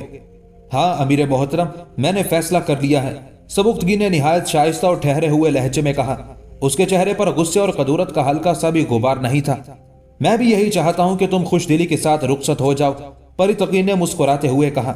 تمہارے استعفے کے بعد تمہیں ایک بڑی جاگیر حاصل ہو جائے گی جہاں تم ایک خاموش مگر پرسکون زندگی گزار سکو گے۔ پرتقین کے ہونٹوں پر ایک معنی خیز تبسم تھا اور آنکھوں میں بار بار ایک وحشیانہ چمک کروٹیں لے رہی تھی۔ میں استعفیٰ نہیں دوں گا امیر محترم، سبکتگین نے بے نیازانہ لہجے میں کہا۔ یہ تلوار مجھے امیر البتگین نے عطا کی تھی اور مرتے وقت حکم دیا تھا کہ میں آخری سانس تک اسے اپنے جسم سے جدا نہیں کروں۔ سبکتگین کا جواب سن کر پرتقین سناٹے میں آ گیا اور غضبناک ہو کر بولا، امیر البتگین کی وصیت کی کوئی حیثیت نہیں، میں تمہارا مطلق العنان فرما روا ہوں، انتہائی مضبوط اور طاقتور فرما روا۔ یاد رکھو میں حرف انکار سننے کا عادی نہیں ہوں۔ اپنی تلوار کمر سے کھولو اور اس ادب کے ساتھ میرے قدموں میں رکھ دو۔ یہ ممکن نہیں ہے امیر محترم، سبکتگین نے بلند آواز میں کہا۔ آپ مجھ سے محض اس لیے خفا ہیں کہ میں دوسرے سرداروں کی طرح خوشامد نہیں کرتا۔ یہ میرا جرم نہیں بلکہ منفرد اعزاز ہے جو مجھے اللہ کی بارگاہ جلال سے عطا ہوا ہے۔ ابھی خلوت گاہ میں سبکتگین کے الفاظ کی گونج باقی تھی کہ پرتقین غصے سے بے قابو ہو کر چیخ اٹھا، تو ازلی غلام ہے سبکتگین، نسل در نسل محکوم اور غلاموں کی اولاد، اس لیے تلوار تیرے جسم پر زیب نہیں دیتی، یہ تو مردان آزاد کا ہتھیار ہے، اسے فوراً کھول دے۔ امیر، میں اس بحث میں نہیں پڑتا کہ میرا نسب نامہ کیا ہے، سبکتگین نے اسی باوقار انداز میں کہا۔ میں غلام زیادہ ہی صحیح مگر اپنے فرائض آپ کے پسندیدہ مردان آزاد سے زیادہ بہتر انداز میں انجام دیتا ہوں۔ مجھے اپنی غلامی پر ندامت ہے نہ احساس کمتری، میں صرف اپنی ذاتی صلاحیتوں کی بنیاد پر اس اعلیٰ منصب تک پہنچا ہوں۔ اب یہ تلوار اسی وقت میرے جسم سے جدا ہوگی جب سانسوں کا کھیل ختم ہو جائے گا اور میرے ٹکڑے ٹکڑے کر دیے جائیں گے۔ یہ کہہ کر سبکتگین امیر کی اجازت کے بغیر واپس جانے کے لیے مڑا۔ ٹھہرو سبکتگین، اپنے سالار کے بگڑے ہوئے تیور دیکھ کر پرتقین نے نئی چال چلی۔ تمہاری ان گستاخیوں کو فراموش کر سکتے ہیں اگر تم ہمارے سامنے گھٹنوں کے بل جھک جاؤ اور اس جادوگر نظام شاہ کو اپنے ہاتھوں سے قتل کر دو۔ پرتقین نے سبکتگین کو اس کے عہدے کے بحال رکھنے کی بڑی عجیب شرائط پیش کی تھی۔ امیر کی بات سن کر سبکتگین بہت تیزی سے پلٹا غزنی کے فرما رواں کو معلوم ہونا چاہیے کہ اس غلام زادے کو یہ دونوں شرائط منظور نہیں۔ پھر بھی ہو سکتا ہے میں کسی دن امیر کے روبرو گھٹنوں کے بل جھک جاؤں، مگر اپنی زندگی میں نظام شاہ کے جسم پر ہلکی سی خراش بھی نہیں آنے دوں گا۔ وہ میرے لیے شیخ کا درجہ رکھتے ہیں اور اپنے شیخ پر قربان ہو جانا میری نظر میں ایک حقیر سی قربانی ہے۔ سبکتگین کی جرت اظہار دیکھ کر پرتگین کے ذہن میں آندیاں سی چل رہی تھی، مگر وہ دنیا کا یار ترین انسان تھا۔ اس نے ریاکاری کا بھرپور مظاہرہ کرتے ہوئے کہا، سبکتگین، ہم تمہیں آزما رہے تھے۔ بے شک تم ایک مرد شجاع ہو اور رفاع عہد کا مفہوم خوب سمجھتے ہو۔ سبکتگین نے حیرت زدہ نظروں سے پرتگین کی طرف دیکھا اور پھر رسمی انداز میں امیر کا شکریہ ادا کرتے ہوئے خلوت گاہ سے نکل گیا۔ سبکتگین کی اس باغیانہ روش نے پرتگین کو شدید اذیت میں مبتلا کر دیا تھا۔ وہ بہت دیر تک اپنی خلوت گاہ میں ٹہلتا رہا اور پھر اس نے اپنی بیوی ارمغانہ اور اسد شیرازی کو تنہائی میں طلب کر کے پورا واقعہ حرف بحرف سنا دیا۔ پھر اپنے خسر کو مخاطب کرتے ہوئے کہا، اب میں ایک لمحے کے لیے بھی زمین پر اس گستاخ و نافرمان کا وجود برداشت نہیں کر سکتا۔ اگر میں اسے اپنے حکم سے معزول کرتا ہوں تو فوج میں میرے خلاف بغاوت پیدا ہو جانے کا اندیشہ ہے۔ اسد شیرازی نے بہت غور سے اپنے داماد کی طرف دیکھا اور انتہائی سرد لہجے میں بولا، فرزند، جب بساط پر اپنے ہی مہرے سرکشی اختیار کرنے لگے تو انہیں ایسے مقام پر کٹوایا جاتا ہے جہاں خوش فہمی اور بے خبری کا بہت زیادہ غبار ہو۔ میں آپ کا مطلب نہیں سمجھا، پرتگین نے پیشانی پر بل ڈالتے ہوئے کہا۔ مطلب تو بہت واضح ہے فرزند۔ اسد شیرازی حسب عادت انتہائی عیاری کے ساتھ مسکرایا۔ اس غلام زادے کو کچھ دن اس خوش فہمی میں مبتلا رہنے دیا جائے کہ وہ غزنی کا سب سے طاقتور انسان ہے۔ اس دوران آپ اس پر اپنی عنایات و نوازشات کی بارش بھی کرتے رہیں۔ پھر جب سبکتگین کی خود فریبی کا نشہ گہرا ہو جائے تو اسے اسی کے محافظوں سے قتل کرا دیا جائے۔ اسد شیرازی کی تجویز سن کر پرتگین مطمئن نظر آنے لگا۔ پھر اس نے اپنے نئے منصوبے کے مطابق سبکتگین کی فوجی خدمات کا اعتراف کرتے ہوئے نئی جاگیر بخش دی۔ سبکتگین امیر کی چال بازیوں سے بخوبی واقف تھا، اس لیے اس نے جاگیر پانے کے بعد مصلحت کے طور پر پرتگین کا شکریہ ادا کیا اور اس کے ساتھ ہی پہلے سے بھی زیادہ محتاط ہو گیا۔ وہ روزانہ اپنے بیٹے محمود کو بھی ہوشیار رہنے کی تلقین کرتا رہتا تھا۔ سبکتگین کی خوابگاہ کے دروازے پر رات کے وقت 12 مسلح سپاہی پہرا دیتے تھے۔ یہ سب کے سب اپنے سپہ سالار کے معتمد بھی تھے اور جان نثار بھی، مگر پرتگین کی فتنہ انگیزیوں نے ان سے ان کی وفاداریاں خرید لی تھی۔ جب یہ محافظ سیم و زر کے انبار دیکھ کر بھی اپنا ضمیر فروخت کرنے پر آمادہ نہیں ہوئے تو پرتگین نے ان کے بیوی بچوں کو یرغمال بنا لیا اور سبکتگین کے محافظوں کو قہرناک لہجے میں دھمکیاں دیتے ہوئے کہا، اگر تم نے رات کے اندھیرے میں سبکتگین کو قتل نہیں کیا تو پھر تم بھی اپنے اہل و عیال کے ساتھ موت کی تاریکیوں میں گم ہو جاؤ گے۔ پھر یہ مجبور لوگ اس شخص کے قتل پر آمادہ ہو گئے جو محتاجوں کا غم گسار اور مظلوموں کا حامی تھا۔ وہ رات بہت زیادہ تاریک تھی جب سبکتگین کے محافظ سپاہی اپنے سردار کو قتل کرنے کے لیے آپس میں سرگوشیاں کر رہے تھے۔